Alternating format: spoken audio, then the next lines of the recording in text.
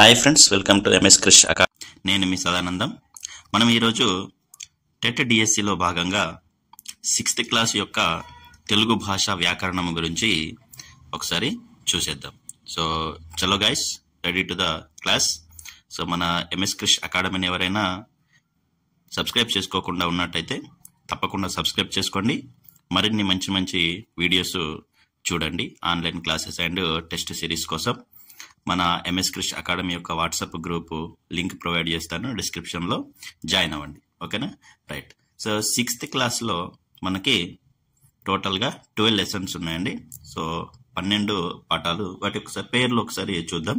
So ఎందుకంటే ఇది ఎందుకు చెప్తున్నానంటే ఇక్కడ కవి పరిచయాలు లేదా కవుల గురించి కొంత ఐడియా ఉండంటే మనకు క్వశ్చన్ యొక్క అటెంప్ట్ చేయడం చాలా ఈజీ ఉంటుంది. సో అంటే ఏ లెసన్కి సంబంధించి ఎవరు కవి ఎవరు అనేది కొంచెం ఐడియా ఉంటే మనకు క్వశ్చన్స్ అనేవి అటెంప్ట్ చేసేటప్పుడు చాలా ఈజీ ఉంటుంది. అందుకనే మనకు అసలు ఫస్ట్ విషయ సూచికనే ఒకసారి అందరు కూడా చూసుకున్నాకనే దాన్ని ప్రిపేర్ అవ్వడం మొదలు పెడితే బాగుంటుంది అనేది నా ఆలోచన. ఫస్ట్ అభినందన. సో ఈ అభినందన అని పేరు వినగానే ఈ పాఠంలో ఏముంటుంది అనేది మనకు ఒక ఐడియా అనేది రావాలి ఖచ్చితంగా. సో ఈ అభినందన అనేది దేశభక్తి కోసం, అలాగే శ్రమ యొక్క గౌరవాన్ని తెలపడం కోసం ఉద్దేశించిన పాఠము. సో దేశభక్తి అలాగే శ్రమ, సో ఈ రెండింటిని మనం గమనించినట్టయితే దేశభక్తి అనే దానికి ఇక్కడ సైనికులను ఉదాహరణగా తీసుకొని, శ్రమకు రైతులను ఉదాహరణగా తీసుకొని ఈ అభినందన అనే గేయాన్ని శేషం లక్ష్మీనారాయణాచార్య గారు రాయడం జరిగింది. ఓకేనండి. సో శేషం లక్ష్మీనారాయణాచార్య గారు అభినందన గేయాన్ని రచించారు. భక్తి, దేశభక్తి, ఓకేనా, స్వరభారతి అనే గేయ సంకలనం నుంచి ఇలాంటి లెసన్స్ అనేవి ఉన్నాయి. నెక్స్ట్ ఇక స్నేహబంధం. సో లాస్ట్ టైం డిఎస్సిలో స్నేహబంధంలోంచి క్వశ్చన్స్ వచ్చాయి. అంటే ఇట్లాంటి క్వశ్చన్ ఇంతకుముందు ఎప్పుడు అడగకపోయి ఉండేవాడు. ఈ స్నేహబంధంలో మందరకం కానీ, సో ఈ జింక మరియు చిత్రాంగుడు, సో మందరకము, కాకి, వీటి మధ్యలో ఉండే స్నేహానికి సంబంధించిన ఒక కథను ఇక్కడ ఇవ్వడం జరిగింది. ఈ స్నేహబంధం లెసన్లో వాటి పేర్లను కూడా అడగడం జరిగింది అన్నట్టు. సో ఇట్లాంటి పాఠం లోపలి విషయాలు కూడా ఇప్పుడు అడుగుతున్నాడు. ఇంతకుముందు అడగకపోయేవాడు, కానీ ఇప్పుడు అడుగుతున్నాడు. కాబట్టి ప్రతి పాఠము పూర్తిగా మనకు తెలిసి ఉండాల్సిన అవసరం ఉన్నది. నెక్స్ట్ వర్షం. సో ఈ పాఠాన్ని పల్లా దుర్గయ్య గారు రచించారు.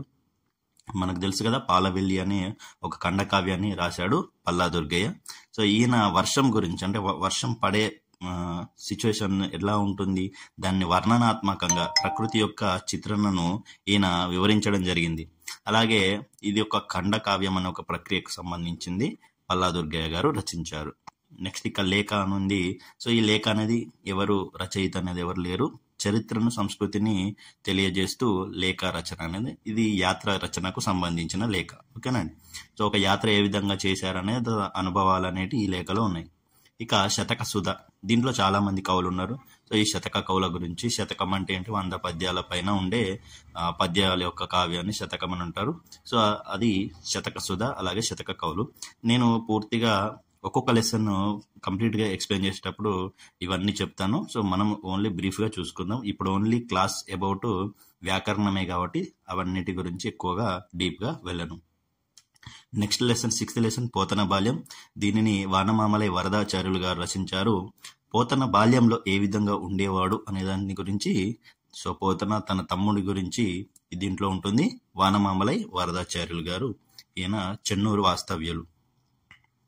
ఇక ఉడత సాయం 7వ లెసన్ గోనబుద్ధారెడ్డి రచించారు. సో గోనబుద్ధారెడ్డి ఎవరు అంటే రంగనాథ రామాయణాన్ని రచించిన వ్యక్తి గోనబుద్ధారెడ్డి.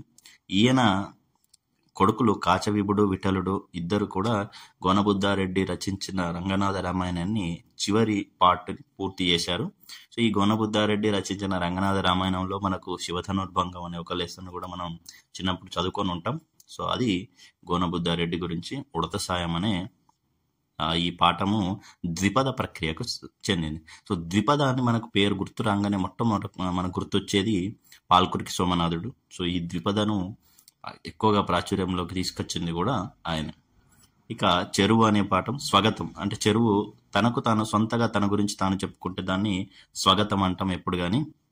సో తన గురించి తను ఏం చెప్పుకుంది అనేది ఈ చెరువు పాఠంలో ఉంది. అలాగే నెక్స్ట్ 9th లెసన్ చీమల బారు. ఇది పొట్లపల్లి రామారావు గారు రచించారు. సో ఇది ఒక వచన కవిత. సో వచనంలో ఉన్న కవిత ఎక్కువ అలతి పదాలతోటి మామూలు భాషలో కవిత్వం అనేది ఉంటుంది. సో ఇది పొట్లపల్లి రామారావు గారు రచించిన చీమల బారు అనేది. సో చీమల గురించి ఉంది. సో చీమల వ్యక్తిత్వం గురించి ఉంటుంది. అలాగే బాలనాగమ్మ, ఇది సాహస జానపద కథ. సో ఈ జానపద కథలు అనేటివి మనకు తెలంగాణ సంస్కృతిలో ఎక్కువగా జానపద కథలే ఉంటాయి. కాబట్టి జానపద గేయాలు, పాటలు, ఇలాంటివి జానపద కథలు అనేటివి తెలంగాణ సమాజంలో బహుళ ప్రాచుర్యంలో ఉన్నాయి. దాంట్లో బాలనాగమ్మ కూడా ఒకటి. ఇక 11వ లెసన్ పల్లెటూరి పిల్లగాడ. ఈ పాట సుద్దాల హనుమంతు గారు రచించారు.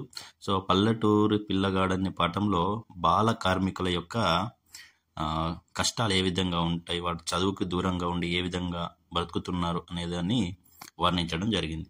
ఇక 12వ లెసన్ కాపాడుకుందాం.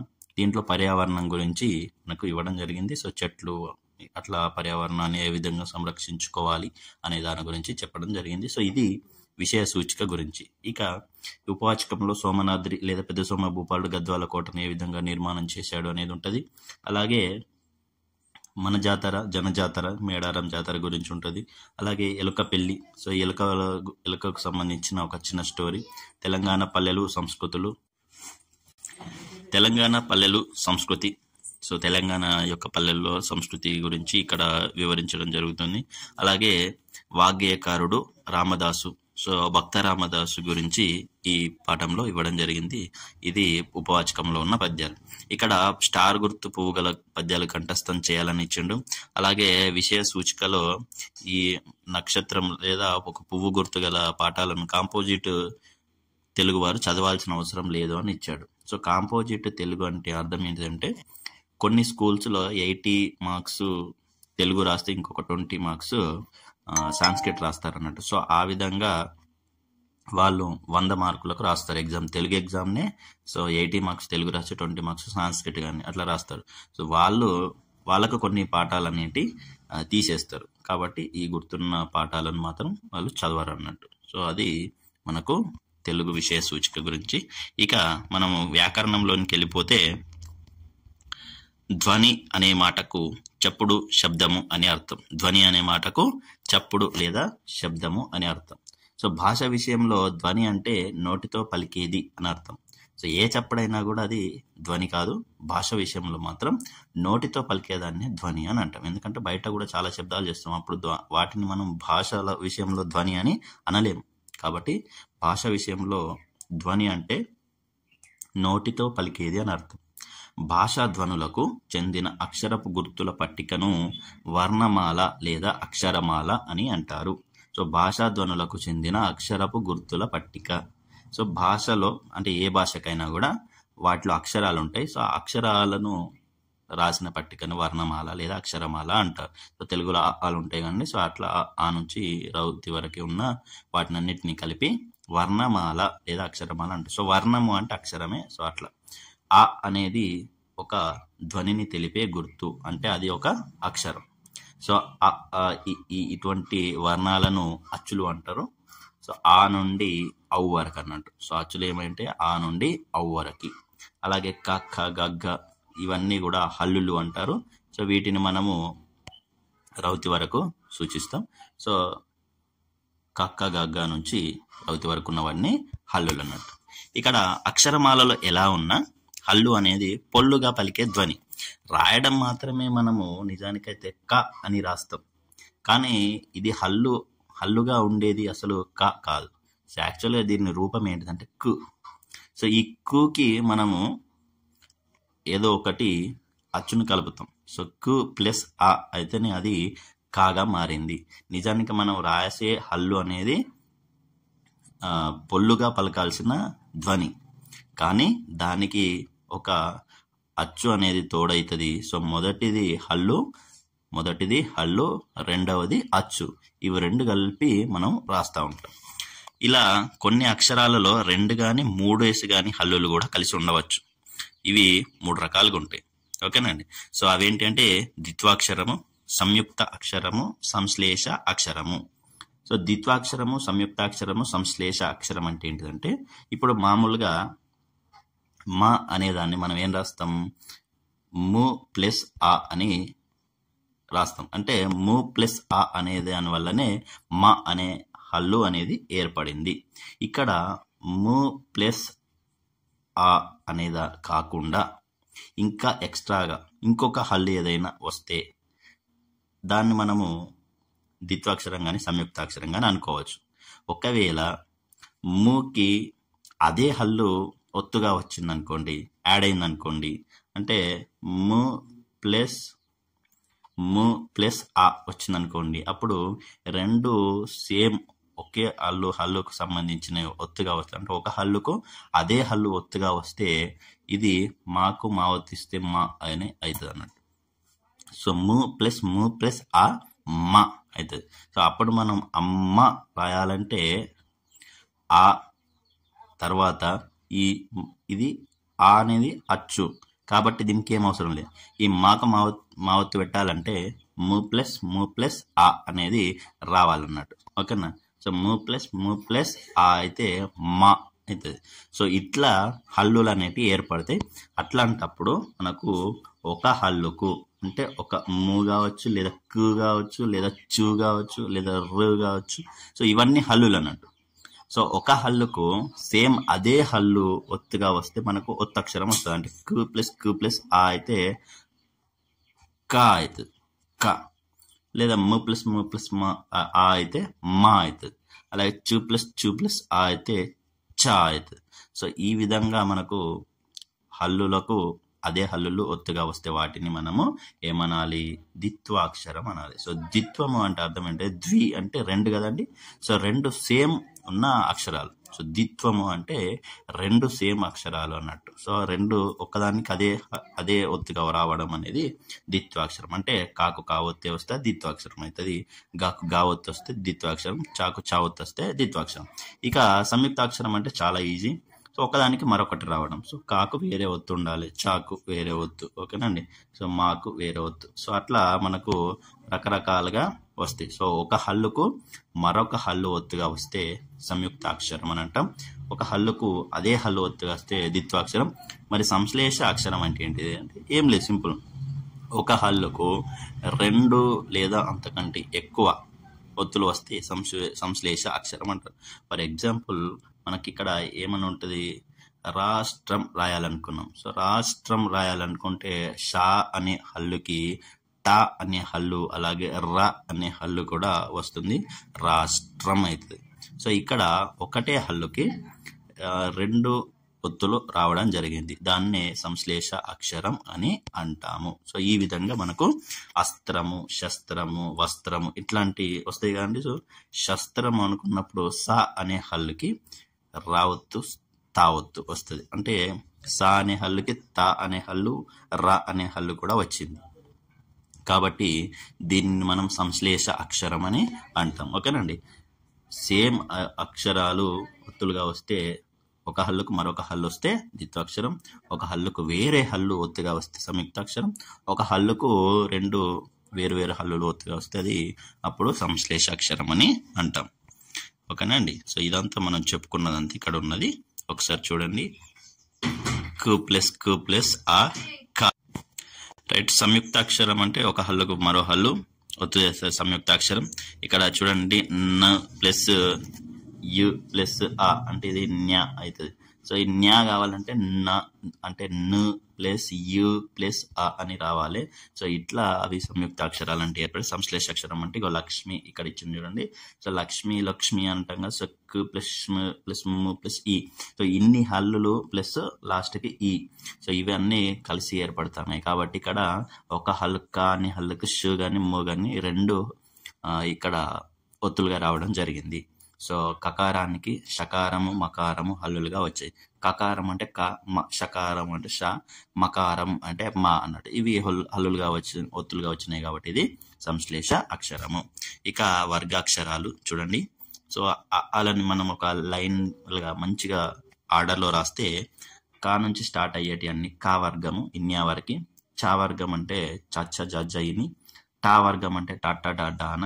తా వర్గము తాత దద్ధ న, పా వర్గము పాప బాభ మా. సో వీటిని మనము కా వర్గము, చా వర్గము, టా వర్గము, తా వర్గము, పా వర్గము అని అంటాం. సో ఇట్లా అక్షరాలను 5 వర్గాలుగా విభజించడం జరిగింది. సో దీంట్లో మొదటగా ఉన్న వాటిని మనము 3వ ప్లేస్లో ఉన్న వాటిని మనం గమనిస్తే ఇవి సరళంగా పలుకుతాం. అలాగే ఈ 2వ లైన్ అలాగే 4వ లైన్లో ఉన్న వాటిని మనము గమనించినట్టయితే ఇక్కడ వీటిని అల్ప ప్రాణ అక్షరాలు అని అంటాం. ఓకేనండి. సో ఇక్కడ 2వ లైన్లో ఉన్నవి అలాగే 4వ లైన్లో ఉన్న వాటిని మీరు ఒకసారి గమనించండి. వీటిని పలకడానికి కాస్త ఎక్కువ మన ప్రాణం పెట్టాల్సి వస్తుంది. సో ఇవి మహాప్రాణ అక్షరాలు. సో ఇవి మహాప్రాణ అక్షరాలు అంటే ఖ, ఛ, ఠ, థ, ఫ, ఘ, ఝ, ఢ, ధ, భ. సో వీటిని మనము మహాప్రాణ అక్షరాలు అని అంటాం. సో తెలుగు భాషలో వర్ణాలు 3 రకాలు ఉన్నాయి: అచ్చులు, హల్లులు, ఉభయాక్షరాలు. సో అచ్చులు అనేటి ఏంటి, ఆ నుండి అవు వరకు మనం చెప్పుకున్నాం. అలాగే దీంట్లో హ్రస్వాలు, దీర్ఘాలు అని ఉంటాయి. సో హ్రస్వము అంటే పొట్టిది, దీర్ఘము అంటే కొంచెం ఎక్కువ. సో హ్రస్వము అంటే ఒక మాత్ర కాలంలో ఉచ్చరించే వాటిని హ్రస్వాలు అంటారు. ఒక మాత్ర అంటే కనురెప్ప పాటు కాలము అని అర్థం. అలాగే దీర్ఘాలు. సో దీర్ఘాలు అంటే ఆ, ఈ, ఊ. సో 2వ అక్షరాలు అన్నట్టు. సో ఐ, ఓ, ఔ అనేటివి కూడా దీర్ఘాల కిందికి వస్తాయి. ఇక్కడ మనం గుర్తుపెట్టుకోవాలి. ఎందుకంటే ఐ, ఔను మనం దీర్ఘమా లేదా హ్రస్వమా అనేది కన్ఫ్యూజన్ వస్తుంది. ఎందుకంటే అక్కడ ఐలు అనేది 2 ఉండవు, ఔలు కూడా 2 ఉండవు మనకు తెలుగులో. కాబట్టి ఇక్కడ మనం గుర్తుంచుకోవాల్సింది ఏంటి, ఐ, ఔ కూడా దీర్ఘాల కిందికే వస్తాయి. ఓకేనండి. సో ఇవి హ్రస్వాలు, దీర్ఘాలు అచ్చులలో. ఇక హల్లుల గురించి చూసుకున్నట్టయితే మనకు హల్లుల్లో ఈ చ కానీ, జ కానీ ఇవి ప్రస్తుతం లేదు. అలాగే రౌతిని కూడా ఇప్పుడు పెద్దగా ఉపయోగించడం లేదు. ఇక ఉచ్చారణను బట్టి వీటిని హల్లులను పరుషాలు, సరళాలను విభజించుకున్నాం. ఈ కచట తపలు అలాగే గజడ దబలు అని ఉన్నాయి. సో కచట తప అనేవి పరుషాలు, గజడ దబ అనేవి సరళాలు. సో సరళంగా పలుకుతాం గజడ దబలు. అలాగే కచట తపలు అంటే పరుషాలు. ఇవి వీటినే అల్ప ప్రాణ అక్షరాలు అంటారు. సో అల్ప ప్రాణాలు అంటే ఈజీగా పలకగలిగేవి. ఈ అల్ప ప్రాణాల్లోనే 2 రకాలు ఉంటాయి. సో పరుషాలు, సరళాలు అనేవి అల్ప ప్రాణాలకు సంబంధించినవి.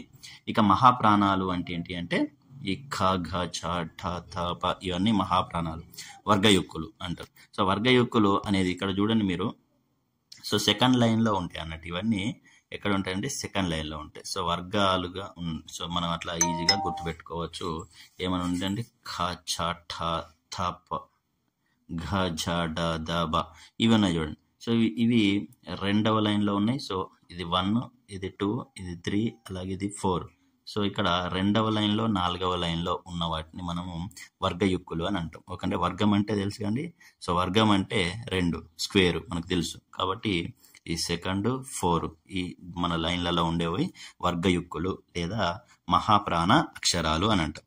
అలాగే ఇక్కడ 1st లైన్లో ఉన్నాయి చూడండి, వీటిని మనము పరుషాలు అని అంటాను. ఏమంటాను?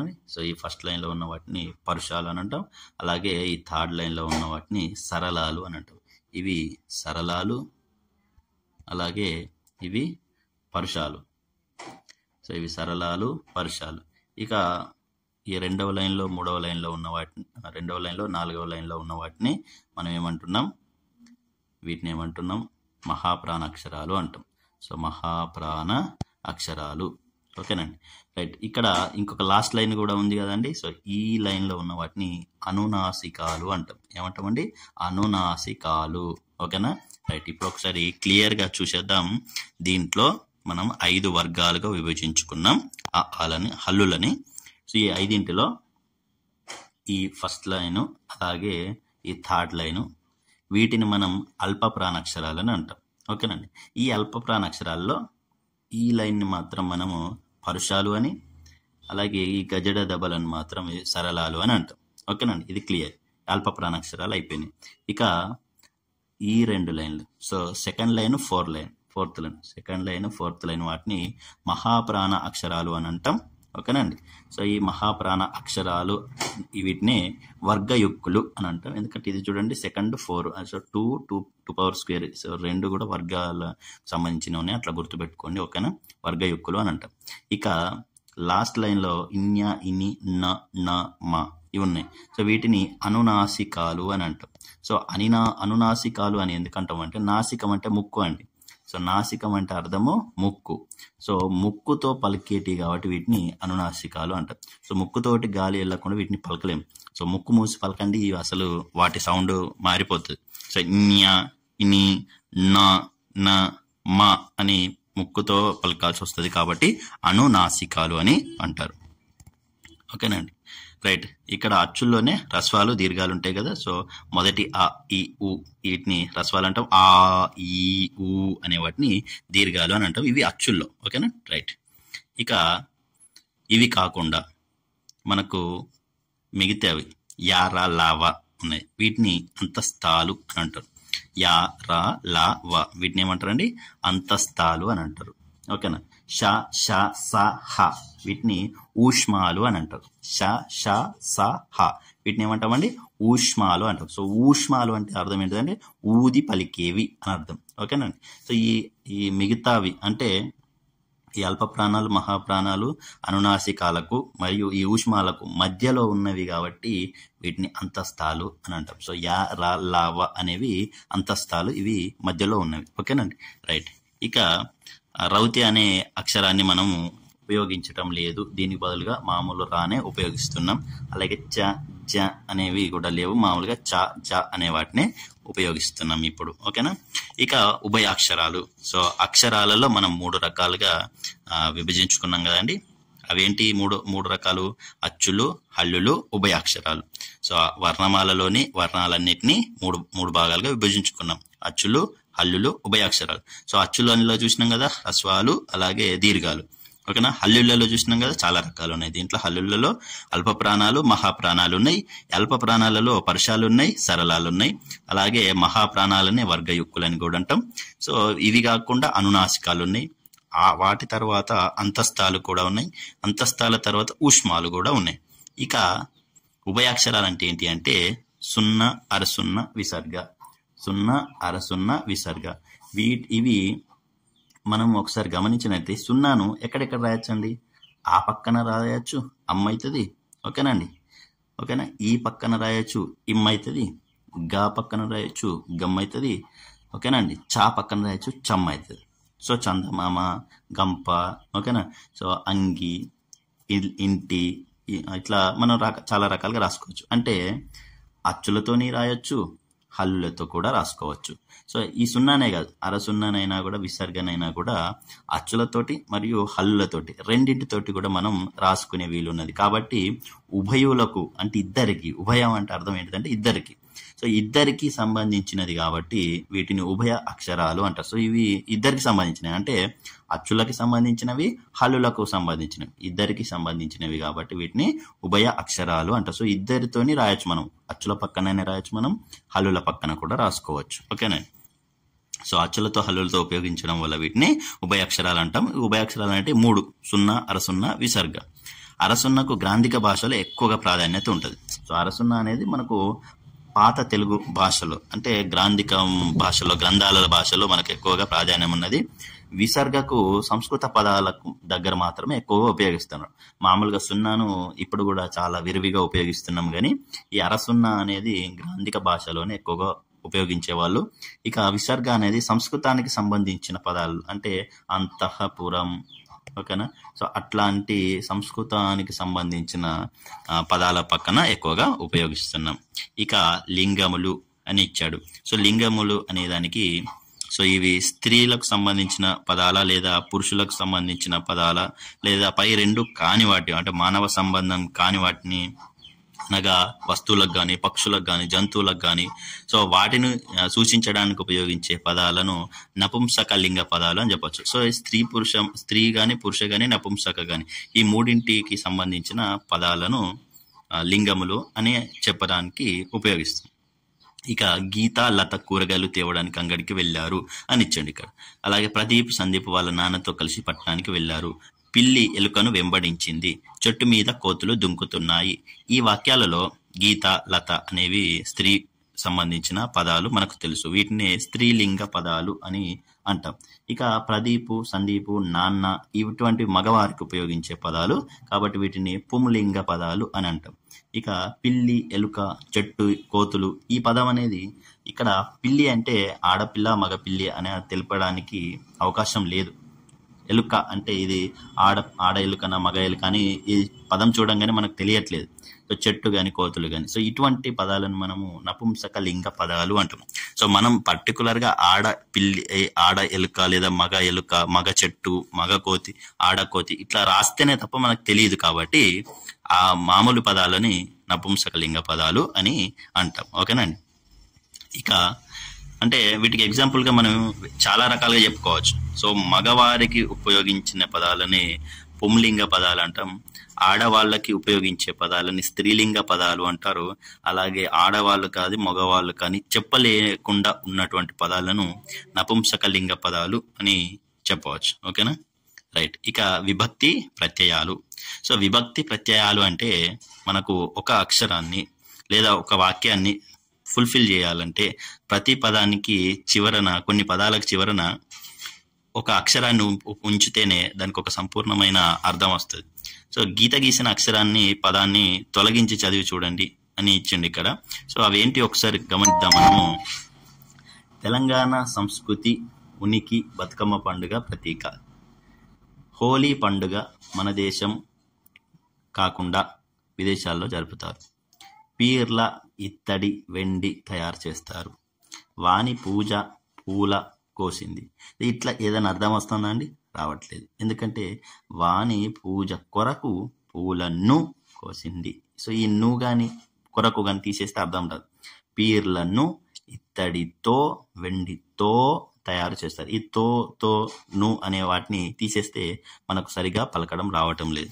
సో ఒకవేళ మనకు దానికి అర్థం రావట్లేదు కాబట్టి వాటి పక్కన కొన్ని అక్షరాలను మనం ఉపయోగించాలి. అప్పుడే వాటికి సరైన అర్థం అనేది చేకూరుతుంది.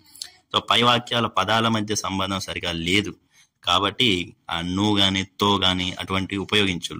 ఈ పదాల మధ్య అర్థమైన సంబంధాన్ని ఏర్పరచడానికి ఉపయోగించే వాటినే విభక్తి ప్రత్యయాలు అని అంటారు. ఓకేనండి. సో ఈ విభక్తి ప్రత్యయాలు అనేటివి వాక్యంలో పదాల మధ్య అర్థ సంబంధాన్ని ఏర్పరచడానికి ఉపయోగిస్తాం. సో పదానికి మధ్యలో ఏదోటి రిలేషన్ లేకుండా ఉంటది ఇవి ఉపయోగించకపోతే. కాబట్టి ఆ పదాలు కలవాలంటే పదానికి మధ్యలో ఒక సంబంధాన్ని ఏర్పరుస్తూ రాసేవే విభక్తి ప్రత్యయాలు. సో ఏ విభక్తికి ఏ ప్రత్యయాలు ఉపయోగించాలి అనేది మనకి ఇక్కడ ఇవ్వడం జరిగింది. చూడండి, ఇక్కడ మనకు ప్రథమ విభక్తి, దానికి డు, ము, వు, లు. సో ఇక్కడ రాముడు, మేము, సో ఇట్లా వు కానీ, లు కానీ ఇట్లా ఉపయోగిస్తారు. అలాగే ద్వితీయ విభక్తి ని, ను, ల, కూర్చి, గురించి ఇవి వస్తే అవి ద్వితీయ విభక్తికి సంబంధించినవి. ని, ను, ల, కూర్చి, గురించి. ఇక చేతన్, చేన్, తోడన్, తోన్ మనం గుర్తుపెట్టుకుంటాం. చేతన్, చేన్, తోడన్, తోన్. సో వీటిని మనము తృతీయ విభక్తికి సంబంధించినవి చెప్పుకుంటాం. ఇక కొరకున్, కై, కొరకున్, కై ఇవి చతుర్థి విభక్తి. వలనన్, కంటెన్, పట్టి, వలనన్, కంటెన్, పట్టి లేదా వలన, కంటే, పట్టి. సో ఈ న్ అనేది కొన్నిసార్లు ఉపయోగిస్తాం, కొన్నిసార్లు ఉపయోగించాం. సో అవి మామూలుగా అయితే వలన, కంటే, పట్టి అని ఉపయోగిస్తాం. దీని వలన, అతని వలన, అతని కంటే, ఓకేనా, ఈ విధంగా. సో అవి పంచమి విభక్తి. ఇక్కడ కి, కు, యొక్క, లో, లోపల షష్ఠి విభక్తి ఎక్కువగా ఉపయోగిస్తూ ఉంటాం మనం. లొక్క, కి, కు, అతనికి, ఆమెకు, ఆమె యొక్క, ఓకేనా, ఇంటిలో, ఇంటి లోపల ఇట్లా ఉపయోగిస్తాం. ఓకేనా, ఇది షష్ఠి విభక్తి. ఇక అందు, న లేదా అందు, నన్ను ఇది సప్తమి విభక్తికి సంబంధించిన ప్రత్యయాలు. ఇక సంబోధన ప్రథమ విభక్తి. సంబోధన అంటే పేరులోనే ఉంది, పిలవడం. సో సంబోధించడం. సో సంబోధించడానికి, పిలవడానికి ఉపయోగించేటివి ఓ, ఓరి, ఓయి, ఓసి ఇటువంటివి సంబోధన ప్రథమ విభక్తి అని అర్థము. ఓకేనా, ఈ పట్టిక చాలా ఇంపార్టెంట్, మనం ఖచ్చితంగా నేర్చుకోవాల్సిందే. ప్రథమ విభక్తి డోమోవోలు, ద్వితీయ విభక్తి నిన్నులను కూర్చి గురించి, తృతీయ విభక్తి చేతన్, చేన్, తోడంతో, చతుర్థి విభక్తి కొరకున్, కై, పంచమి విభక్తి వలనన్ కంటెన్ పట్టి కిన్కున్ యొక్క లోన్ లోపల షష్ఠి విభక్తి అందున్నన్ సప్తమి విభక్తి ఓయి ఓరి ఓసి అనే సంబోధన ప్రథమ విభక్తి. ఇవి మనం గుర్తుపెట్టుకోవాలి ఖచ్చితంగా. రైట్, ఇక అవ్యయం అంటే ఏంటో చూద్దాం.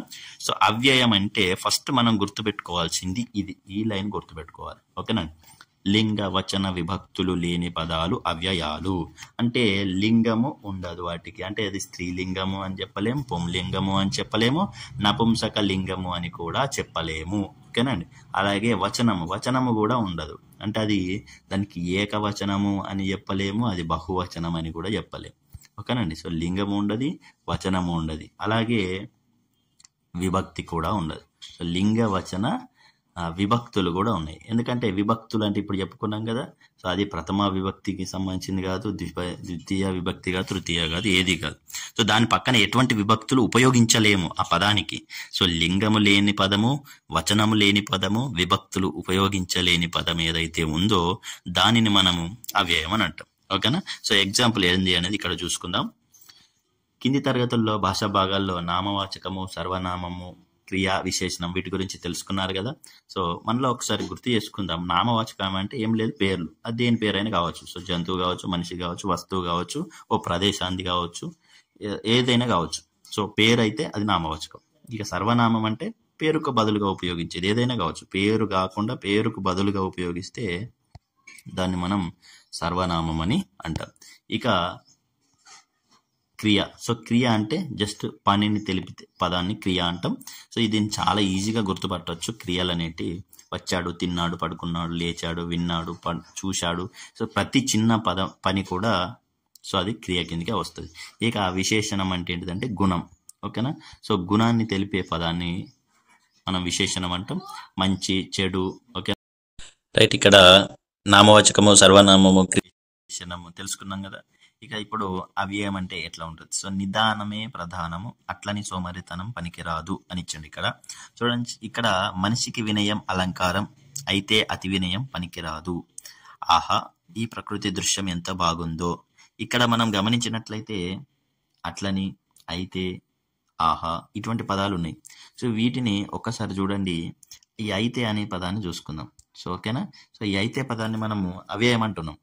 ఇది అయితే అనే పదాన్ని అవ్యయం అనాలంటే దీనికి లింగం ఉండకూడదు, వచనం ఉండకూడదు, విభక్తులు కూడా ఉండకూడదు కదా. సో చూడండి, అయితే అనే పదం ఒకవేళ ఏకవచనం అనుకునే దీనికి బహువచనం అయితేలు ఉంటుందా అండి? ఉండదు కదా. సో అయితేలు అనేది ఉండదు, అవునా. మరి ఈ అయితేకి వచనాలు ఏమైనా పెట్టొచ్చా అండి? వచనాలు. సో అయితేకి ఏకవచనం సెట్ అవుతుందా? ఏకవచనం ఏ విధంగా మార్చొచ్చా దీన్ని అయితే అనేదానికి? సో బహువచనం అయితేలు ఉండదు. మరి ఒకవేళ ఇది బహువచనం అనుకోండి, ఏకవచనంగా మార్చొచ్చా? లేదు. అంటే ఇది ఏకవచనం బహువచనం చెప్పలేము. అలాగే వీటికి విభక్తులు పెడదాం. అయితేని, అయితేకు, అయితే యొక్క ఇటువంటి వాడొచ్చా మనం? వాడలేము. అంటే దీనికి విభక్తులు కూడా పనికిరావు. ఇక లింగము, ఇది అయితే అనేది పుంలింగానికి వాడొచ్చా, స్త్రీలింగానికి వాడొచ్చా, నపుంసక లింగానికి వాడొచ్చా? అంటే ఇది అయితే అనే పదం ఎవరిని తెలుపుతుంది? సో పుంలింగమా, స్త్రీలింగమా, నపుంసకలింగం ఎవరిని తెలపడానికి ఉపయోగిస్తాం? చెప్పలేము. కాబట్టి అసలు దీనికి లింగం అనేది లేదు, వచనం అనేది లేదు, విభక్తిలు అనేటివి కూడా లేవు. అటువంటి పదాలను అవ్యయాలు అంటారు. చూడండి, ఆహా ఉంది. సో దీనికి ఆహాకు, ఆహా యొక్క, ఆహాతో ఇట్లా అంటామా అండి? అనలేము. ఆహాలు ఉంటాయా అండి? లింగము వచనం వేరే వేరే ఉంటుందా? ఉండదు. సో లింగము ఆహా అనేది దేని తెలుపుతండి? స్త్రీలింగమా, ఇది పురుషలింగమా, నపుంసకలింగమా? చెప్పలేము. కాబట్టి లింగము, వచనము, విభక్తి ఇది ఏది లేకపోతే అదిని అవ్యయం అని అంటాం. సో ఇటువంటి పదాలు కొన్ని ఉంటాయి. అంటే మనకు సడన్ రియాక్షన్స్ కానీ లేదా మామూలుగా పదాల మధ్యలో అట్లని, అయితే, ఆహా, ఓహో, అయ్యో ఇటువంటి పదాలకు మనం ఉపయోగిస్తాం. సో అవి మన ఎక్స్ప్రెషన్స్ తెలపడానికి కొన్నింటికి ఉపయోగపడతాయి అవ్యయాలు. ఇంగ్లీష్లో అయితే వీటిని ఇంటర్జెక్షన్స్ అని అంటాం కదండి. సో అదే ఇక్కడ అవ్యయం అని అంటాం. ఓకేనండి, రైట్. ఇక కింది పదాలు, వాక్యాలు చదవండి అని అన్నాడు. చెవినిల్లు కట్టుకొని, ఓకేనా, చెవినిల్లు కట్టుకొని, అలాగే కుండబద్దలు కొట్టినట్టు, గుండె చెరువైంది, ఉరకబోయి బోర్ల పడ్డట్టు, వండిన కుండ, తామర తంపర, కన్నెర్ర, గాలం వేయడం, చేతులు కాలాక ఆకులు పట్టుకున్నట్టు ఇట్లా పై వాటిలో ఉన్న తేడాను మనం ఒకసారి చూసినట్లయితే, సో వీటిని మనము జాతీయాలు సామెతలు 2 రకాలుగా విభజించుకోవచ్చు. దీంట్లో ఒక భాషలో కొన్ని పదాలు కలిసి ఒక విశేషమైన అర్థాన్ని ఇస్తే ఆ పదబంధము, సో ఇక్కడ పదబంధము అంటే అర్థం ఏంటిదంటే 2 పదాలు కలిసి ఉండొచ్చు, ఒక పదముల మధ్య బంధంతో ఒక పదంగా మారుస్తాయి. సో లేదా ఒక 2-3 పదాలు కలిసిందని పదబంధము అని అంటారు. సో ఇట్లా ఒక పదబంధాన్ని జాతీయ అంటాం. సో దీన్నే మామూలుగా అయితే పలుకుబడి అని అనొచ్చు, నానుడి అని అనొచ్చు, ఇలా రకరకాల పేర్లతో పిలుస్తారు. వీటిని ఉపయోగించడం ద్వారా భాషకు సౌందర్యం కలుగుతుంది, అలాగే తక్కువ మాటల్లో ఎక్కువ అర్థాన్ని వచ్చేలాగా మనం చెప్తాం. ఇక సామెత అంటే ఏంటిదంటే సామ్యత నుండి వచ్చిందే సామెత, ఒక అనుభవం. సో ఇది మనం గుర్తుపెట్టుకోవాల్సిన విషయం. జాతీయానికి సామెతకు మధ్య తేడా ఎక్కడ వస్తుందంటే ఇది అనుభవం. సో అనుభవం అనేది ప్రజల్లో బాగా ప్రచారమైన తరువాత అది సామెతగా మారుతుంది. సో మంచి భావాలని పదునైన మాటల్లో చెప్పడమే సామెతల లక్షణం. సో సామెతలు అనేది సంక్షిప్తంగా ఉండి గూఢార్థకంగా ఉంటాయి. అంటే చిన్నగా ఉన్నా కూడా దాని అర్థం అనేది పెద్దగా ఉంటుంది. సో ఇక్కడ కుండబద్దలు కొట్టినట్లు అని ఇచ్చాడు, ఇది ఒక సామెత. అలాగే ఉరకబోయి బోర్ల పడ్డట్టు. సో ఇక్కడ చూడండి, కుండబద్దలు కొట్టినట్లు అని అంటే నిజానికి కుండబద్దలు కొట్టొచ్చు, ఓకేనా. సో ఈ కుండబద్దలు కొట్టిండు అనడానికి కుండ బద్దలు కొట్టినట్టు వాడు చెప్పాడు అంటే నిజాన్ని బయట పెట్టాడు అనేది అక్కడ చెప్తా ఉంటారు. ఉరకబోయి బోర్ల పడ్డట్టు అంటే ఏదో అంటే ఇంకా ఆధారగా చేసి తొందరగా చేసేసి తొందరపడి బోర్ల పడడం అన్నట్టు, అంటే ఏదన్నా తప్పు జరిగిపోవడం అనే దానికి దీన్ని ఉపయోగిస్తారు. సో ఇది అనుభవంలోకి వచ్చిన తర్వాత ఉరకబోయి బోర్ల పడతారు అనే దాన్ని మిగతా వాటికి కూడా ఉపయోగించాలి అన్నట్టు. సో కుండబద్దలు కొట్టినట్టు అంటే టపేలమని ఒకటేసారి చెప్పన్నట్టుగా ఇట్లా ఒకటేసారి సడన్ గా నిజాన్ని బయట పెడితే లేదా ఏదైనా విషయాన్ని చెప్తే కుండబద్దలు కొట్టినట్టు చెప్పాలి, ఖరాఖండిగా చెప్పారు అన్నట్టుగా దీన్ని ఉపయోగిస్తారు. సో ఇక్కడ జాతీయానికి దీనికి చూడండి ఒకసారి తేడా. జాతీయంలో చెవినిల్లు కట్టుకొని అని ఉంటుంది, అలాగే గుండె చెరువైంది అని ఉన్నది. సో చెవినిల్లు కట్టుకోండి అనేది అసలు చెవున ఇల్లు కట్టుకుంటామా అండి? కట్టుకోం, ఓకేనా. గుండె చెరువు అవుతుంది అంటే నిజంగా కాదు, కానీ ఉరకబోయి బోర్ల పడతాం కదా, పడతాం. కుండబద్దలు కొట్టినట్లు అంటే అవుతుంది కదా, అవుతుంది. సో సామెతలు జాతీయాలకు తేడా ఏంటంటే అనుభవంలోకి వచ్చిన సామెతలు అయితే చెవినిల్లు కట్టుకొని అంటే అదే పదిగా చెవిలో చెప్పడం, గుండె చెరువైంది అంటే బాగా ఎక్కువ గుండెకు బాగా బాధపడ్డది అనే ఉద్దేశంలో ఇవి వాడతాం. సో ఇవి జాతీయానికి సామెతకున్న తేడా అనేది, ఓకేనా. సో జాతీయం అనేది ఒక అర్థాన్ని తెలపడానికి విశేషమైన అర్థాన్ని ఇచ్చే ఒక పదబంధం. అదే సామెత అనేది అనుభవంలోకి వచ్చిన తర్వాత దాన్ని ఉపయోగించడం అనేది జరుగుతుంది అన్నట్టు. సో అనుభవంలోకి వస్తుంది ఖచ్చితంగా సామెతలు అనేవి అనుభవం పూర్వకంగా చేస్తాం అన్నట్టు, ఓకేనండి. ఇక సమాసం అంటే మాకు దేశభక్తి ఉన్నది, ఓకేనండి. సురేష్ వేసుకున్నది తెల్ల చొక్కా, లక్ష్మీపతి దయ నాపై ఉన్నది. ఇక్కడ చూడండి, ఈ పదాలకు రెండు పదాలు ఉన్నాయి. యాక్చువల్గా ఇక్కడ ఉన్న పదాలలో రెండు పదాలు ఉన్నాయి. వీటి మధ్యలో ఒక సంబంధం అనేది ఉన్నది. ఈ పైన గీసిన పదాల యొక్క అర్థాలను గమనిస్తే దేశభక్తి అంటే దేశమునందు భక్తి, తెల్ల చొక్కా అంటే తెల్లని అయిన చొక్కా, లక్ష్మీపతి అంటే లక్ష్మి యొక్క పతి, గురుదక్షిణ అంటే గురువు కొరకు దక్షిణ, కూరగాయలు అంటే కూర మరియు కాయ, 10 ఎకరాలు అంటే 10 సంఖ్య గల ఎకరాలు. ఈ పదాలలో వేరు అర్థాలు గల 2 పదాలు కలిసి ఒకే పదంగా ఏర్పడినాయి. చూడండి, 10 వేరే, ఎకరాలు వేరే, కూర కాయలు, గురువు దక్షిణ, లక్ష్మీ పతి, తెల్ల చొక్క, దేశ భక్తి. సో 2 వేరు పదాలు ఒకే పదంగా ఏర్పడినాయి. వాటికి అర్థాలు కూడా ఉన్నాయి. సో దేశం అనేది ఒక అర్థం ఉన్నది, దానికి ఒక పదంగా, భక్తి అనే దానికి కూడా ఒక పదంగా దానికి అర్థం ఉన్నది, కానీ 2 కలిసి కూడా ఇంకొక పదం అనేది ఏర్పడింది. ఇలా అర్థవంతమైన 2 పదాలు, ఓకేనండి. ఇక్కడ చూడండి, అర్థవంతమైన 2 పదాలు కలిస్తేనే కొత్త పదం ఏర్పడుతుంది, అప్పుడు దాన్ని సమాసం అంటాం. సో అర్థవంతం కాని పదాలు ఏర్పడితే దాన్ని సమాసం అని. ఫర్ ఎగ్జాంపుల్ కీకా, ఓకేనా, కీకా, దీనికి మధ్యలో గేరా ఉంది అనుకోండి. సో కీకా గేరా, ఇది ఏమన్నా అర్థవంతమైన పదాలా అండి? చూడండి, కీకా అనే దానికి ఏమైనా అర్థం ఉందా?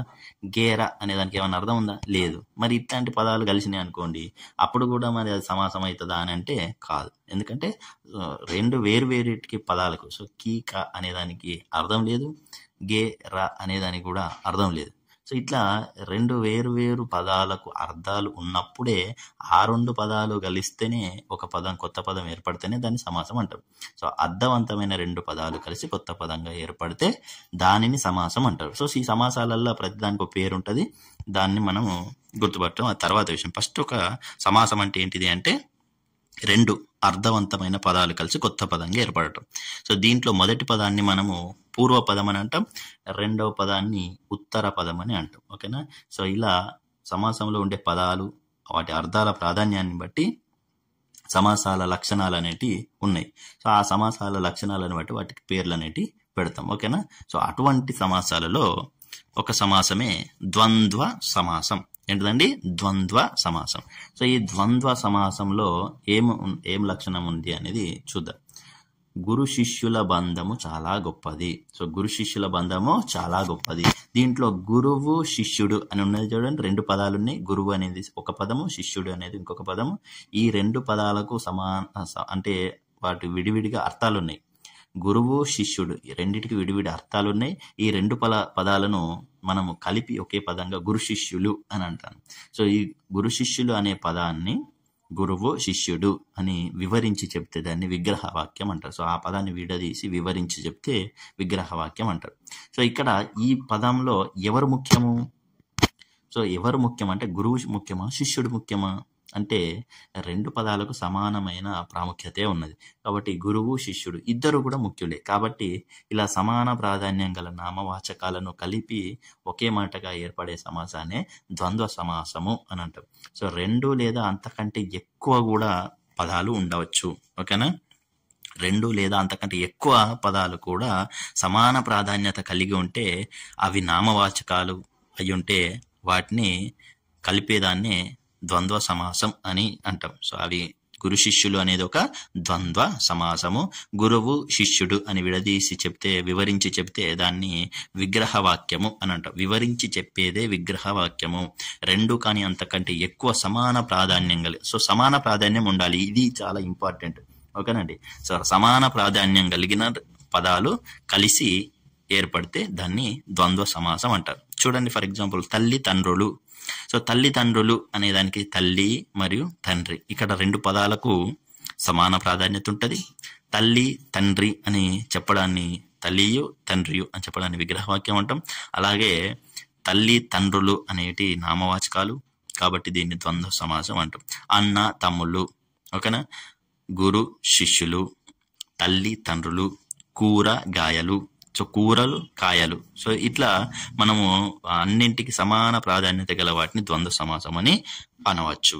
ఇక కలిపి రాయడం అంటే సంధి అంటే ఏంటిది అనేది ఒకసారి చూడండి. వారు ప్లస్ ఉండిరి, వారుండిరి. సో రూకు ఊ తోడైంది వారుండిరి. ఎవరికి ఎంత, ఎవరికెంత. సో ఏ అనేది తోడైంది ఎవరికెంత. ఇక్కడ ఇంకా ప్లస్ ఒకరు ఇంకొకరు. సో ఇక్కడ కకారానికి ప్లస్ కా ప్లస్ ఓ అంటే ఇక్కడ ఆకి ఓ తోడైంది. సో ఈ విధంగా రెండేసి పదాలు ఒకే పదంగా ఏర్పడటాన్ని కలిపి రాయడం అంటారు. దీనికి సంధి అని పేరు. సో సంధులు అనేటివి చాలా రకాలు ఉంటాయి కదా మనకు, సంస్కృత సంధులు, తెలుగు సంధులు. సో ఏ సంధి అయినా కూడా దాంట్లో రెండు పదాలు కలిసి ఒకే పదంగా ఏర్పడతాయి. సో ఆ విధంగా కలిపి రాస్తే దాన్నే సంధి అని అంటారు. సో సంధి కార్యం అంటే కలిపి రాయడం అనేది గుర్తుపెట్టుకోండి. విడదీయడాన్ని సంధి అన్నారు, కలిపి రాయడాన్ని సంధి అంటారు. ఓకేనా. రైట్. ఇక పదాలు అర్థాలు ఇక్కడ మంచిగా ఆ నుండి మంచి ఆర్డర్లో ఇవ్వడం జరిగింది. ఒకసారి చూద్దాం. అంఘ్రి అంటే అర్థం ఏంటంటే కాలు. ఓకేనా. అంజనం అంటే కాటుక అవ్వచ్చు, లేదా ఎక్కడ ఉన్న వస్తువుని కళ్ళ ముందు చూపే విద్య. అంజనం వేసి చూశారు అని అంటారు కదా.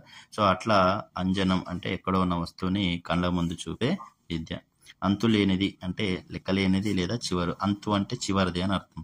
సో అంతులేని లేదా లెక్కలేని అంటే చివరది అని అర్థం. లెక్కలేనిది, చివరలేనిది అని అర్థం అంతులేనిది అంటే. సో అజ్ఞాతవాసము అంటే ఇతరులు గుర్తుపట్టకుండా బతకడం. అజ్ఞాతంలో బ్రతకడం అంటే వారి యొక్క ఐడెంటిటీని తెలపకుండా జీవించడం. అడలు కొను అంటే ఏడ్చు. సో అడలు కొను అంటే అర్థం ఏంటిదండి? ఏడ్చు అని అర్థం. సో అడలు కొన్నాడు అంటే ఏడ్చాడు. అనఘ అంటే పాపము లేనివాడా. ఓకేనా. అనఘ అంటే అర్థం ఏంటండి, పాపము లేనివాడ అంటే మంచివాడు అని అర్థం. అనుజుడు ఇక్కడ తమ్ముడు, సో అనుజుడు అగ్రజుడు ఇట్లాంటి జుడు అనే పదం వచ్చినప్పుడు ఇక్కడ తమ్ముడు లేదా కొడుకు. సో ఇక్కడ తనుజుడు అంటే తను అంటే శరీరం, తనుజుడు అంటే శరీరం నుండి పుట్టినవాడు కొడుకు. సో తనుజుడు అంటే అర్థం ఏమొస్తుంది, కొడుకు వస్తే. అనుజుడు, సో అను అంటే మనతో పాటుగా పుట్టినవాడు తమ్ముడు. సో అగ్రజుడు అంటే మనకంటే పెద్దవాడు, ముందు పుట్టినవాడు అన్న. అట్లా జుడు అని వచ్చినప్పుడు మనము మన బంధుత్వాలకు సంబంధించినవి వస్తాయి, అట్లా గుర్తుపెట్టుకొని. అనుజుడు అంటే తమ్ముడు, అగ్రజుడు అంటే పెద్దవాడు అన్నయ్య, అలాగే తనుజుడు అంటే కొడుకు. అపారమైన అంటే చాలా ఎక్కువ, అంతులేనిది. అభినందన అంటే మెచ్చుకోవడం, ప్రోత్సాహం. అభిరతి అంటే కోరిక, అపేక్ష అన్న కోరిక అన్న ఒకటే, ఓకేనా. ఉపేక్ష వేరు. సో ఉపేక్షించడం అంటే నిరీక్షించడం, అపేక్ష అనేది కోరిక. ఇంకా అమరు అంటే ఒప్పుకోవడం, సో అమరింది ఇక్కడ ఒప్పుకోబడింది అంటే అక్కడ సెట్ అయింది అనే అర్థంలో వస్తుంది. అమరులు అంటే మరణం లేనివారు, అమర అంటే మరణం లేనివారు. సో ఇది దేవతలకు ఉపయోగిస్తారు సాధారణంగా, మామూలుగా గొప్ప పని చేసిన వాళ్ళకు కూడా ఉపయోగిస్తారు సో అమరులు అని. సో మరణం లేనివారు అని అర్థం. సో అలయించు అంటే బాధపెట్టు, కష్టపెట్టు. సో అలయిస్తున్నాడు, బాగా అలయిస్తున్నాడు అంటే బాగా కష్టపెడుతున్నాడు, బాధ పెట్టుతున్నాడు అనే అర్థంలో వస్తుంది. అలుసు అంటే తక్కువ, చిన్న చూపు. అవరజుడు చూడండి ఇక్కడ, అవరజుడు అలాగే అనుజుడు ఇవి రెండు కూడా తమ్ముడు అనే అర్థంలోకి వస్తుంది. సో అవరజుడు అన్న అనుజుడు అన్న తమ్ముడు అర్థం. ఇక అవశేషము అంటే మిగిలినది. సో అవశేషం అంటే మిగులు. సో శేషం అంటే తెలుసు కదా మనకు భాగాహారంలో మిగిలింది, లాస్ట్కి మిగిలింది వస్తుంది. సో అవశేషం అంటే ఇంకా మిగిలి ఉన్నది. అవిశ్రాంతం అంటే విశ్రాంతికి ఆపోజిట్ అవిశ్రాంతం, విశ్రాంతి లేని అని అర్థం. ఆనవాళ్ళు అంటే గుర్తులు. ఆమడ అంటే 8 మైళ్ళ దూరాన్ని ఆమడ అంటాం. ఆమడ అంటే 8 మైళ్ళ దూరము. ఆరగించడం అంటే తినడం. సో ఆరగించడం అంటే తినడం. ఇంగితజ్ఞులు అంటే ఇతరుల అభిప్రాయాలను తెలుసుకోగలిగిన వారిని ఇంగితజ్ఞులు అంటారు. అంటే ఇంగితం లేదా అని అంటారు, అంటే ఇతరుల గురించి ఆలోచించవా అన్న అర్థం అన్నట్టు. సో ఇతరుల అభిప్రాయాలు చెప్పక ముందు కూడా కొంచెం అర్థం చేసుకోవడాన్ని ఇంగితజ్ఞులు అంటారు. సో ఇడక అంటే ఇవ్వకుండా, అంటే నువ్వు నాకు ఇడకుండా అంటే నువ్వు నాకు ఇవ్వకుండా అని అర్థం వస్తుంది. ఇడక అంటే ఇవ్వకుండా అని అర్థం. ఇక్కడ ఊ పదం పైన అర్థాలు ఇవ్వడం జరిగింది. ఊ పదం పైన అర్థాలను ఒకసారి చూద్దాం. ఉచ్చు అంటే వల, ఓకేనా. ఉచ్చు బిగిస్తారు అంటే వల వేస్తారు అని అర్థం. సో ఉదది అంటే సముద్రం. సో ఉదకము అంటే నీరు. సో ఉదకముతో నిండినది సముద్రము. సో ఉదది అనేది సముద్రం. సో ఉబ్బు అంటే పొంగిపోవు. సో అరే బాగా ఉబ్బియకురా అని అంటారు కదా, అట్లా. సో ఉబ్బు అంటే పొంగిపోవు. ఉరుశక్తి అంటే గొప్ప శక్తి అన్నట్టు. సో ఉరుశక్తి అంటే గొప్ప శక్తి అనే అర్థము.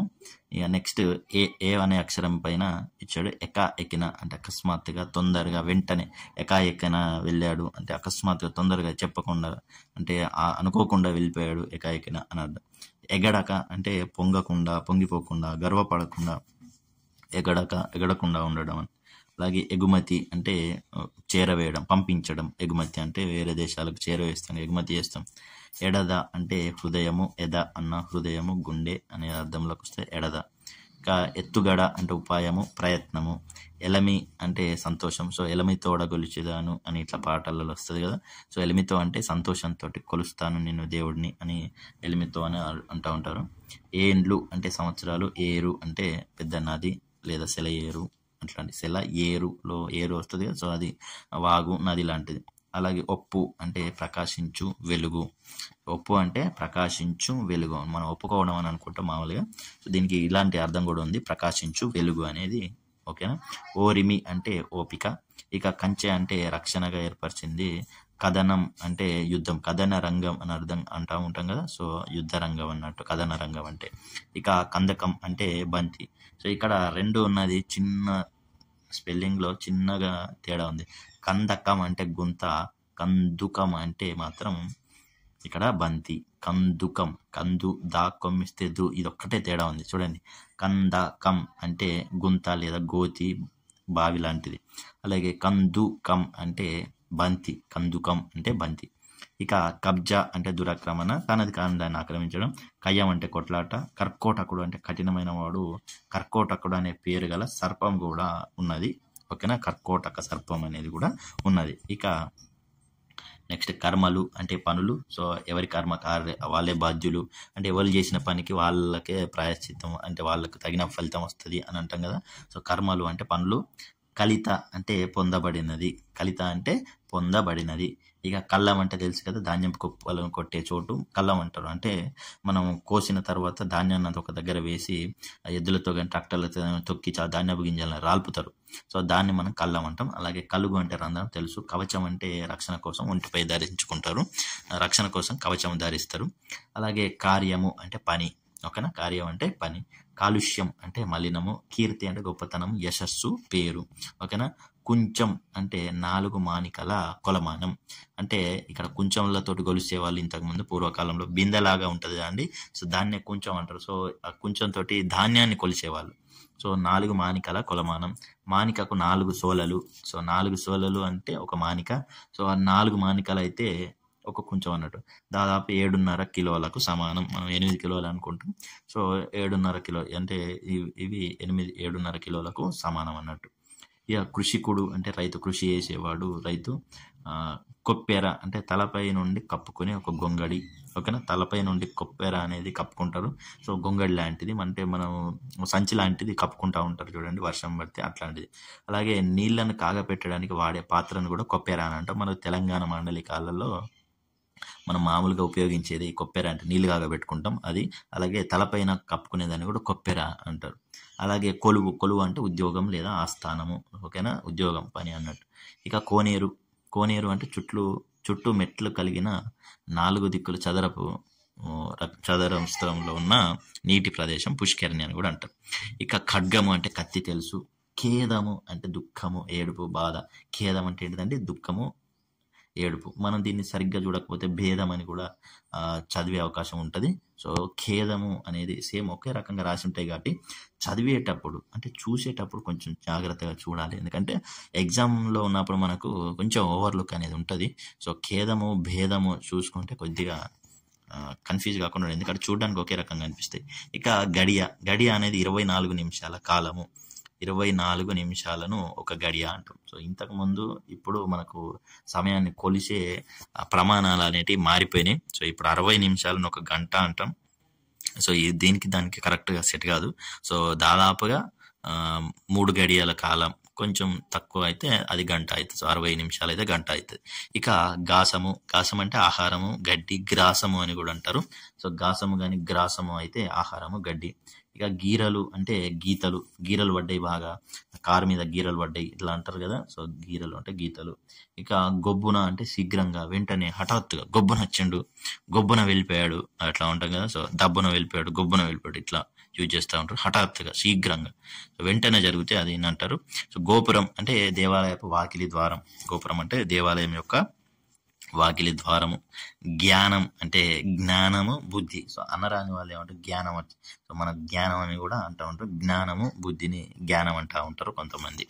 ఇక చందనం అంటే తెలుసు కదా, గంధం రాశారా, చందనం రాశారా అని అంటారు. అలాగే చంద్రహాసము అంటే కత్తి, ఒక రకమైన ప్రత్యేకమైన ఖడ్గాన్ని చంద్రహాసం అంటారు. ఛత్రపతి అంటే రాజలాంఛనంగా గొడుగు ధరించిన వాడు రారాజు. ఛత్రపతి శివాజీ అని అంటాం కదా. సో అది రాజలాంఛనంగా పెద్ద గొడుగును ధరిస్తూ ఉంటుంది. అంటే ఆ ఛత్రము కింద ఉన్నవాడిని రారాజుగా పిలుస్తారు. అలాగే చిత్తము అంటే మనసు. చిత్తము శివుడి పైన ఉంచాలి ఇట్లా మాట్లాడుతూ ఉంటారు కదా. సో చిత్తం అంటే మనసు. చిల్లు అంటే రంధ్రము. చూడుకులు అంటే చూపులు. చూడుకులు అంటే అర్థం ఏంటంటే చూపులు. ఇక జమాబందీ అనే అర్థం. ఇక్కడ జమాబందీ అంటే భూమి శిస్తుకు సంబంధించిన లెక్కల వివరాలు అనేటి జమాబందీలో రాసి ఉంటాయి అన్నట్టు. సో భూమి శిస్తుకు సంబంధించినవి మనం ఎంత కట్టాం అనేది ఇక్కడ పాతకాలంలో జమాబందీ రాసేవాళ్ళు. ఇక జరూర్ అంటే తప్పకుండా. యాక్చువల్గా ఇది మనకు హిందీ భాష పదం. జరూర్ దేకేంగే అట్లా అంటాం కదా. సో తొందరగా. జల్దీ ఇది కూడా మనకు వేరే భాషల నుంచి వచ్చిన పదాలు. జల్దీ అంటే వెంటనే, తొందరగా. జవాను అంటే బంటు, సైనికుడు. జిద్దు అంటే బాగా మొండి వాళ్ళను జిద్దుగా అంటాం కదా. సో అట్లా మొండి వైఖరి, పట్టున పట్టి వీడకుంటే, చెప్పింది వినని వాళ్ళను జిద్దు అంటాం. అలాగే జీవజాలం అంటే ప్రాణులు. జర్ర అంటే జర్ర ఆగు, కొంచెం ఆగు అట్లా అంటాం కదా. సో జర్ర అంటే కొంచెము, కొద్దిగా అనే అర్థంలో ఉపయోగించే పదం. ఇక తడయక అంటే ఆలస్యం చేయకుండా. తడయక అంటే ఆలస్యము చేయకుండా. తనర్చు అంటే ప్రకాశించు. తనర్చు అంటే ప్రకాశించు. తప్తము అంటే కాలింది అన్నది. సో తప్తము అంటే కాలినది. సో తప్తము అంటే కాలిన. తరి అంటే సమయం. అంటే తరైనది, సమయం అయింది అన్నట్టు. తరి అంటే సమయం. తలగొట్టి అంటే తల నరికి. తాకీదు అంటే ఆజ్ఞాపత్రం, తాకీదునిచ్చాడు, రాజు తాకీదునిచ్చాడు అంటే ఆజ్ఞాపత్రాన్ని ఇచ్చాడు. తాటి జగ్గ అంటే తాటి మట్ట, తాటి జగ్గల కాలజోడు అని అంటాం కదా, సో తాటి మట్టాలతో తయారు చేసింది. అలాగే తాపడం అంటే అతికించడం, అంటే వేడి చేసి అతికిస్తే అది తాపడం పెట్టడం అంటాం. తూనికరాళ్ళు అంటే తూనిక అంటే కొలవడానికి ఉపయోగించే, జోకడానికి ఉపయోగించేది. తృణము అంటే గడ్డి. తెరంగులు అంటే విధాలు, నీ తెరంగే వేరు అంటాం కదా, సో అట్లా నీ విధానం వేరు. తెరంగులు అంటే విధానం. తేట తెల్లము అంటే మిక్కిలి స్పష్టము. తేట తెల్లం అంటే పూర్తిగా మనకు క్లియర్ చేసేయడం, అంటే మిక్కిలి స్పష్టంగా తేట తెల్లం చేయడం అంటే స్పష్టంగా. సో మనకి ఇక్కడ గుర్తుపెట్టుకోవాల్సిన అంటే గివి తెలివై, అంటే ఇవి ఎక్కువ ఉపయోగించదు. తడయక అంటే ఆలస్యం చేయక. తనర్చు అంటే ప్రకాశించు. తప్తము అంటే కాలిన, ఇది కొంతమంది తెలుస్తుంది. ఇక తరి అంటే సమయము. ఈ తలగొట్టి తెలుసు, తాకీదు తెలుసు, తాటి జగ్గ తెలుసు, తాపడం మెట్టు కత్తవనికరాలు. తృణము అంటే కూడా తృణమూల్ కాంగ్రెస్ గడ్డి గుర్తు కూడా ఉంటుంది. తెరంగులు అంటే విధానాలు, తేట తెల్లం. సో మనం గుర్తుపెట్టుకోవాల్సిన తప్తము, తరి, సమయం ఇవి ఉన్నాయి కానీ తడయక ఆలస్యం చేయక, తనర్చు ప్రకాశించు, ఇవి అర్థాలు. ఓకేనా, ఒకసారి మంచిగా చూసుకోండి. ఇక నెక్స్ట్ దా అనే అక్షరం పైన ఉన్నవి చూడండి. దా అనే అక్షరం పైన దాపనం అంటే దాచడం, దాపనం అంటే దాచడం. దుర్గమం అంటే రానటువంటి, దుర్గమం అంటే కష్టమైనటువంటిది, వెళ్ళరానటువంటిది. దుర్భేద్యం పగలగొట్టలేనిది. ఓకేనా. దొడ్డి అంటే పశువుల కొట్టము, దొడ్డి అది తెలుసు. ధర అంటే వెల, మూల్యము. వెల అంటే మనకు ధర ఎంత, రేట్ ఎంత అన్నట్టు. ధార అంటే సో ఒక్కటే అక్షరం తేడా ఉన్నది, మనకు దీర్ఘం పెడితే ధార అవుతుంది. దీన్ని పైనుండి కిందికి ఒకే వరుసలో పడే నీరుని ధారగా పోస్తున్నావు, ధారగా పోయి ఇట్లా అంటాం కదా. సో పైనుండి కిందికి ఒకే రకంగా వస్తే దాన్ని ధార అని అంటాం. ఇక నా అనే అక్షరం పైన ఉన్న అర్థాలు చూద్దాం. నారి అంటే స్త్రీ. నారి అంటే అర్థం ఏంటంటే స్త్రీ. సో వీరనారి అంటాం కదా, సో వీరురాలైన మహిళ అట్లా. నిరంకుశం అడ్డు లేనిది. నిరంకుశం అంటే అడ్డు లేనిది. నిర్మలం మురికి లేనిది, స్వచ్ఛమైనది. నిర్మలమైన, మలినం అంటే మురికి, నిర్మలం అంటే మురికి లేనిది. ఓకేనా.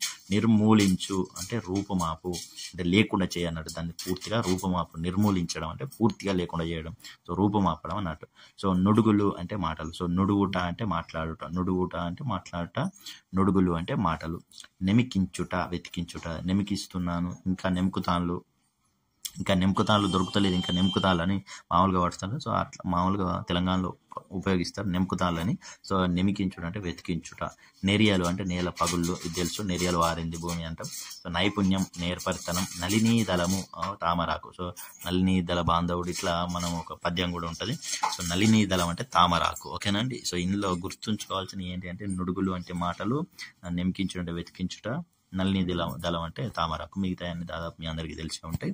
ఇక ప అనే అక్షరం గురించి. పత్త అంటే పేరు పత్తా లేకుండా పోయిండు, పేరు లేదు, చిరునామా లేదు అన్నట్టు, అడ్రస్ లేకుండా పోవడం. పత్తా అంటే అడ్రస్ అన్నట్టు, సో చిరునామా. పయ్యార అంటే గాలి. సో ఇది ఇట్లాంటి క్వశ్చన్లు అడుగుతారు. పయ్యార అంటే గాలి. అలాగే పరముడు అంటే ఉన్నతుడు, గొప్పవాడు అని అర్థానికి పరముడు, పరమ ఉన్నతముడు అట్లా ఉపయోగిస్తారు. ఇక పాదయుగలం అంటే, యుగలం అంటే రెండు పాదాలు, పాదయుగలం రెండు పాదాలు.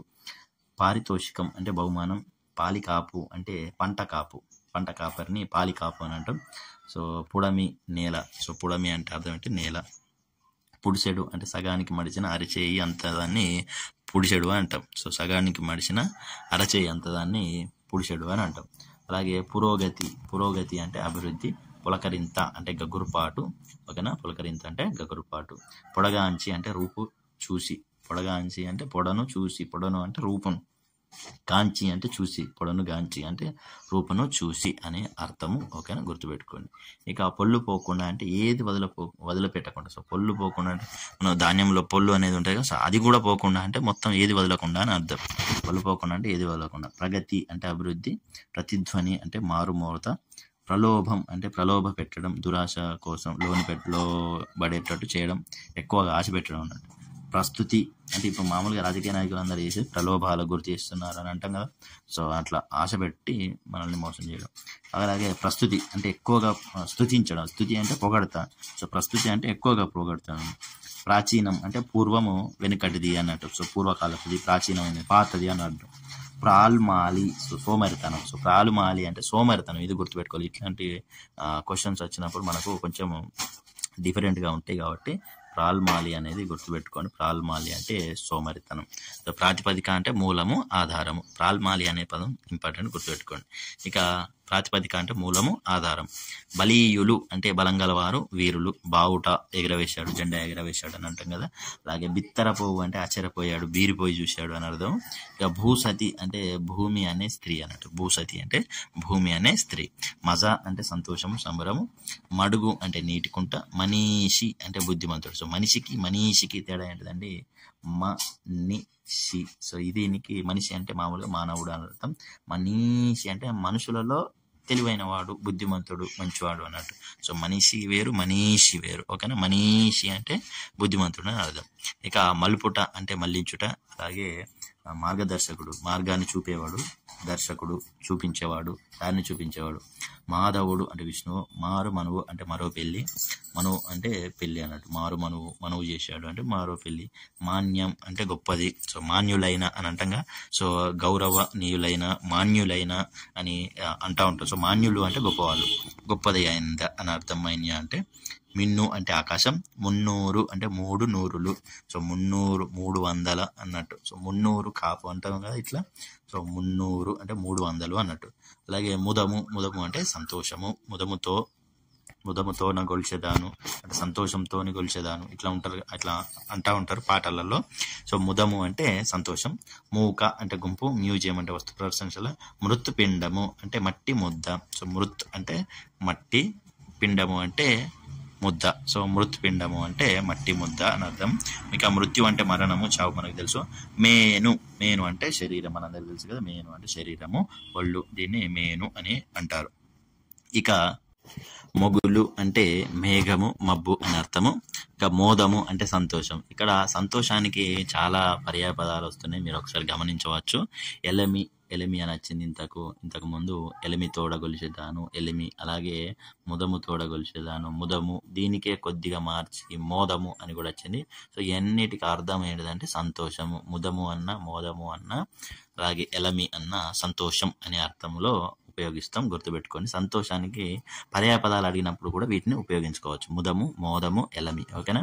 రైట్. ఇక యవీయసుడు అంటే తమ్ముడు. సో తమ్ముని కూడా చాలా రకాల అనుజుడు. ఓకేనా? అనుజుడు వచ్చింది. అలాగే అవరజుడు, సో ఇది కూడా వచ్చింది. అలాగే ఇప్పుడు యవీయసుడు అని కూడా వచ్చింది. సో యవీయసుడు. సో ఈ వీటికి అర్థం ఏమి వచ్చింది? తమ్ముడు అని అర్థం. ఓకేనా? సో తమ్ముడు అనే అర్థంలో యవీయసుడు అనేది ఇది కొంచెం డిఫరెంట్గా ఉన్నది కాబట్టి ఇట్లాంటివి మనం గుర్తుపెట్టుకోవాలి. అలాగే యుగ్మము అంటే జంట. సో ఓకేనా? యుగ్మము అంటే జంట అని అర్థం. ఇక రిపులు అంటే శత్రువులు. రిపులు అంటే శత్రువులు. రుధిరం అంటే రక్తం, ఇది తెలుసు మనకు, రుధిరం. ఓకేనా? రక్తం, నెత్తురు. లేనితనం అంటే దారిద్ర్యం, పేదరికం అన్నట్టు. అలాగే వడ అంటే వేడి గాలి, వడగాలి అంటాం కదా, వేడి గాలి. వడగండ్లు అంటే వానరాళ్ళు. ఓకేనా? వడగండ్లు అంటే వానరాళ్ళు. వడి అంటే వేగం. చూడండి, చిన్న చిన్న తేడానే కానీ వడ అంటే వేడి గాలి, వడగండ్లు అంటేనేమో వానతో కురిసే రాళ్ళు, వడి అంటేనేమో వేగము. వరిపిడి అంటేనేమో వరి పొట్టు అన్నట్టు. వరి పొట్టును వరిపిడి అంటాం. అలాగే వార్ధి అంటే సముద్రం. వార్ధి అంటే సముద్రం. వారధి వేరే, వార్ధి వేరే. ఓకేనా? తేడా అనేది మనం గుర్తుపెట్టాలి. వారధి అంటే వంతెన అని అర్థం వస్తుంది. వార్ధి అంటేనేమో సముద్రం అనేది. వారి అంటే మనకు నీరు అనే అట్లా వస్తుంది, సముద్రం. ఇక విధుల్చు అంటే విధుల్చుట, దుల్పుట అన్నట్టు. విధి అంటే కర్తవ్యము, చేయవలసినది. ఇక వనధి అంటే సముద్రము. వనధి అంటే కూడా సముద్రము. విధి అంటే తప్పకుండా చేయాల్సింది, కర్తవ్యం. వనవాసము, వనంలో ఉండటం అన్నట్టు, అడవిలో ఉండటం. విప్లవం అంటే మార్పు, తిరుగుబాటు. ఇక విభూతి అంటే ఐశ్వర్యం అని వస్తుంది, బూడిద అని కూడా వస్తుంది. సో విప్లవం అంటే మార్పు, తిరుగుబాటు. విభూతి అంటే బూడిద, అలాగే ఐశ్వర్యం అనే అర్థం కూడా ఉన్నది. విరించి అంటే బ్రహ్మ అన్నట్టు. సో విరించి అంటే అర్థం ఏంటిది? బ్రహ్మ. సో బ్రహ్మదేవుడిని విరించి అని కూడా. విరించి నీ విలపించి తిని జీవన వేదం అట్లా పాట వస్తుంది కదా. సో అట్లా విరించి అంటే రచించేవాడు, మన తలరాతలు రాసేవాడు కాబట్టి విరించి అంటారు. అలాగే విల్లు అంటే ధనుస్సు. ఇక వివేకం అంటే తెలివి. సో వివేకం అంటే తెలివి. విస్మయం అంటే ఆశ్చర్యం. విస్మయం అంటే విస్మయపోయాను, ఆశ్చర్యపోయాను. ఇక వెతలు అంటే బాధలు. అలాగే వెలవెలబోవు అంటే కలతప్పడం, తెల్లబోవడం. వెలవెలబోవు అంటే కలతప్పడం. వెల్లడి చేయు అంటే వ్యక్తపరచు అని అర్థము.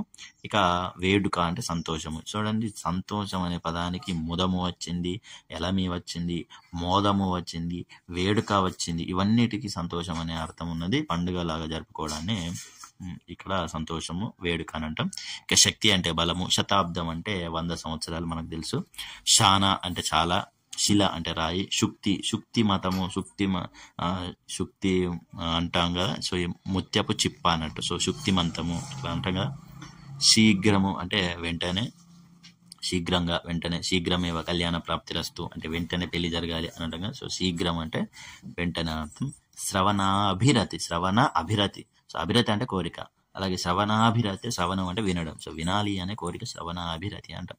అలాగే సవారీ చేయుట అంటే ఎక్కి తిరుగుట, అధికారాన్ని చలాయించుట. గుర్రం పైన సవారీ చేయుట, గుర్రం ఎక్కి తిరుగుట, లేదా సింహాసనం పైన సవారీ చేయుట, సో అధికారాన్ని చలాయించుట, ఇట్లా అర్థంలో వాడతారు. ఇక సమూహం అంటే గుంపు. సంజాయించుట అంటే నచ్చజెప్పుడు. ఓకేనా. సాధువు అంటే మంచివాడు. సారథి అంటే రథాన్ని నడిపేవాడిని సారథి అంటారు. శుద్ధులు అంటే ముచ్చట్లు, కథలు. సుషుప్తి అంటే ఒళ్ళు మరిచిన గాఢ నిద్ర. సుషుప్తి అంటే మంచి నిద్ర అన్నట్టు. అలాగే స్ఫూర్తి అంటే ఆదర్శము, ప్రేరణ పొందడము అన్నట్టు. సేతువు అంటే వంతెన మనకు తెలుసు. స్వేదం అంటే చెమట. సౌధం అంటే భవనము, మేడ, సౌదాలు కట్టేళ్ళు అని అంటాం కదా. సో అట్లా. సౌభ్రాతృత్వము అంటే సోదర భావం. ఓకేనా. సౌభ్రాతృడు అన్నా కూడా సోదరుడు అని అర్థం. సంపన్నులు అంటే ధనవంతులు. సంబురం అంటే ఆనందం. ఇక్కడ హ అనే అక్షరం పైన హర్షం అంటే సంతోషం. చూడండి మళ్ళీ వచ్చింది. ఓకేనా. ఇవి చూడండి, ఎలమి, అలాగే ముదము, అలాగే మోదము, ఓకేనా, మోదము, అలాగే వేడుక, ఓకేనా, వేడుక, అలాగే హర్షము, ఇవన్నిటికి అర్థం సంతోషం అనే అర్థం. ఓకేనా. ఈ మోదము లెక్కనే మోదానికి ఆపోజిట్ ఉన్నది ఖేదము. ఓకేనా. ఖేదము ఆపోజిట్ గుర్తుపెట్టుకోండి. సో ముదముకి ఆపోజిట్ మోదముకి ఆపోజిట్ ఖేదం అంటే బాధ, మోదం అంటే సంతోషం. Okay right. ఇక పర్యాయ పదాలు మనం ఇప్పుడు చెప్పుకున్నాం కదా, సంతోషానికి పర్యాయ పదాలు. అట్లా అంటే పర్యాయ పదం అంటే అర్థం ఏంటిదంటే ఒకటే పదము, దానికి రకరకాల పదాలు ఉంటాయి, అర్థం మాత్రం సేమే ఉంటుంది. సో అన్ని పదాలకు అర్థం ఒకటే. సో అటువంటి పదాలను మరి పర్యాయ పదాలు అంటాం. సో అడవి అనే పదం కాకుండా వేరే పదాన్ని ఏదైనా వనం ఉపయోగించవచ్చు. కాన అనొచ్చు, కోన అనొచ్చు, అరణ్యము అనొచ్చు, అటవీ అనొచ్చు. సో ఈ అన్నిటికీ అర్థం సేమే కాబట్టి అర్థంలో పెద్ద తేడా ఉండదు, పదాలు మాత్రం వేరువేరుగా ఉంటాయి. సో అటువంటి పదాలు ఈక్వల్ గా అర్థం ఉన్న పదాలను పర్యాయ పదాలు అంటారు. ఉదది చెప్పుకున్నాం కదా, సముద్రం అంటాం. రత్నాలను కలిగినది రత్నాకరం, సాగరం, సముద్రము, ఉదది. ఓకేనా. ఇవన్నీ కూడా సముద్రమే. వార్ధి ఇంతకు ముందు వచ్చింది కదా, వార్ధి కూడా అది కూడా సముద్రం అనే అర్థమే వస్తుంది. ఇక ఏనుగు అంటే కరి అంటారు, హస్తి అంటారు, గజము అంటారు. ఓకేనా. సో గజం అన్నా, హస్తి అన్నా, కరి అన్నా, ఏనుగు అన్నా ఇవన్నీ ఒకటే. ఓకేనా. నెక్స్ట్ కప్పకు మండూకం అంటారు, భేకం అంటారు, దర్దురం అని కూడా అంటారు. మండూకము, భేకము, దర్దురం అని కూడా అనవచ్చు. కప్పకు పర్యాయ పదాలుగా ఉపయోగించవచ్చు. ఇక కథ అంటే గాథ, వృత్తాంతము, ఉదంతము. కడుపును కుక్షి అంటారు, ఉదరము అంటారు, పొట్ట అంటారు. సో కుక్షి బాధ అంటారు కదా, కడుపు యొక్క బాధ అంటే ఆకలి వేసినప్పుడు కుక్షి అని ఇట్లా బాధపడుతుంది అంటే కుక్షి, ఉదరము, పొట్ట. ఇక్కడ కథనం అంటే యుద్ధము, రణము, సమరము. కథన రంగం యుద్ధము చెప్పుకున్నాం కదా. సో అట్లా యుద్ధం, రణం, సమరం. కపి అంటే కోతి, మర్కటం, వానరం. మర్కటం అన్న కోతే. ఓకేనా. ఇది గుర్తు ఉండాలి మనకి, ఎందుకంటే తెలియని పదాలు, కొత్త పదాలు వచ్చినప్పుడే గుర్తుపెట్టుకోవాలి. మర్కటం అంటే కోతి. మామూలుగా అయితే వానరం అంటే అందరికి తెలుస్తుంది. సో కపి అన్న కూడా, సో జెండాపై కపిరాజు అంటారు కదా. సో కపి అన్న, కోతి అన్న, మర్కటం అన్న ఒకటే. ఇక కరం అంటే చేయి. సో చేయి అన్న, హస్తము అన్న, పాని అన్న ఒకటే. కొండ అంటే పాణిగ్రహణం అని అంటాం. సో చేతిలో చేయి వేసడం అన్నట్టు. సో అట్లా పాని అంటే చెయ్యి అనేది గుర్తుపెట్టుకోండి. కొండ అంటే గుట్ట, పర్వతము, గిరి, నగము. ఓకేనా. ఇందులో నగము అనే పదం కొత్తది కాబట్టి నగము అంటే కొండ అనేది గుర్తుపెట్టుకోండి. గుట్ట, పర్వతం, గిరి అంటే మనకు తెలుసు సప్తగిరి, యాదగిరి అంటే యాదాద్రి గుట్ట. ఓకేనా. సప్తగిరి అంటే 7 కొండలు, ఇట్లా కొండ అనేది తెలుస్తుంది. నగము అనేది గుర్తుపెట్టుకోండి. ఇక కోవెల అంటే గుడి. ఓకేనా. కోవెల అంటే గుడి, దేవాలయం. కండ్లు అంటే నేత్రాలు, నయనాలు, అక్షులు, చక్షువులు ఇట్లా వస్తాయి. అలాగే ఖడ్గం అంటే కత్తి, కృపానం. సో ఈ అసి అనేది గుర్తుపెట్టుకోండి, ఎందుకంటే కత్తి అంటే తెలుసు మనకు. అసి కృపానం అంటే కూడా గుర్తుపెట్టుకోండి. సో కృపానము అంటే కూడా కత్తి, ఓకేనా. సో కత్తి, కృపానము, అసి. ఇక గాలి అంటే పవనము, మారుతము, గాడుపు, ఇట్లా రకరకాల వాడతాం తెలుస్తుంది. ఇది మారుతం అంటే మారుతి అని ఎందుకంటాం అంటే వాయుదేవుని సుతుడు కాబట్టి, అంటే మారుతం అంటే వాయుదేవుడు, వాయువు. సో మారుతం అంటే గాలి అనే అర్థం గుర్తుపెట్టి, వాయుదేవుని కొడుకు హనుమాన్ కాబట్టి మారుతి అంటాం హనుమాన్ని. ఇక గుంపు అంటే మంద, సమూహము, బృందము. అది చీకటి అంటే అంధకారం, ఇరులు, ధ్వాంతము, ఓకేనా. చీకటికి అర్థము ఇరులు, ధ్వాంతం, ఇది గుర్తు. అంధకారం అంటే తెలుసు మనకు, ఇరులు అంటే చీకటి, ఇరులు అంటే చీకటి, ధ్వాంతం అంటే చీకటి. ఇట్లాంటి డిఫరెంట్గా ఉన్నది పదాలు గుర్తుపెట్టుకోవాలి, ఎందుకంటే దీనికి దానికి సంబంధమే లేదు. ఎక్కడ కూడా చీకటికి ధ్వాంతంకి గుర్తుపెట్టుకునే అవకాశం లేదు కాబట్టి ధ్వాంతం అంటే చీకటి. ఇక చెలిమి అంటే నెయ్యము, స్నేహము, మైత్రి, సోపతి, ఇటువంటి అక్షరాలు, నేస్తము, ఇటువంటి పదాలు అనేటి పర్యాయ పదాలు. చెరువు అంటే తటాకం తెలుస్తుంది, కొలను తెలుసు, మడుగు తెలుసు, ఓకేనా. తటాకం ఎవరికైనా గుర్తు లేకపోతే ఒకసారి చూసుకోండి. చెరువు అంటే తటాకము. చేప అంటే మీనము, మత్స్యము, జశము. ఈ అన్ని పదాలు కూడా మనం వాడుకలో ఉంటాయి. మీనము, మత్స్యము, జశము. జలము అంటే నీరు, ఉదకము, సలిలము, ఇవన్నీ సేమ్ పర్యాయ పదాలు. నీరు అంటే ఉదకం, సలిలము, జలము.